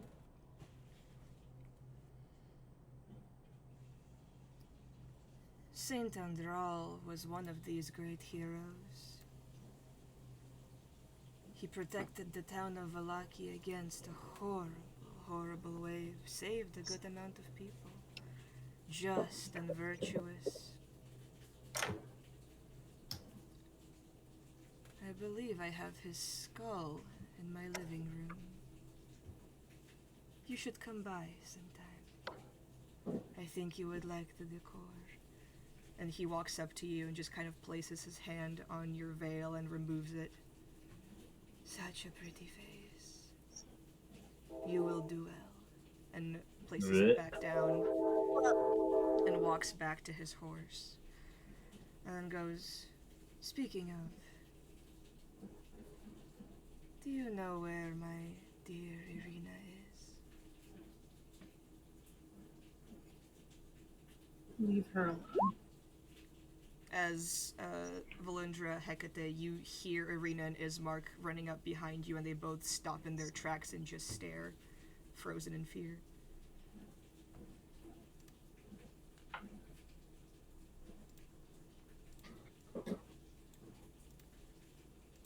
Here she is. And he begins to walk forward, moving past you, Vera, Hecate, and Valendra, past Ismark, who just stands in his way, and Strahd just looks at him, and with his hand just backhands him, and Ismark just flies into one of the buildings and just stands up, shaking. My dear Irina, I've waited so long. Would you come with me? She, shaking, tears beginning to form in her eyes, she goes, if I do, will you take the vampires away? And you, Valendra and Hecate, you both see this grin grow across his face, sharp fangs in his mouth, eyes blood red, glinting. He goes, why, of course, my dear. Anything for you. and she looks over at you, Valindra. She goes, make sure that all of them are gone. Make sure he keeps his promise. And then looks over at Ismark and goes, I'm so sorry. As Strahd grabs her by the hand and just walks her over to his horse. And they race off into the sky. The dark smoke filling the air.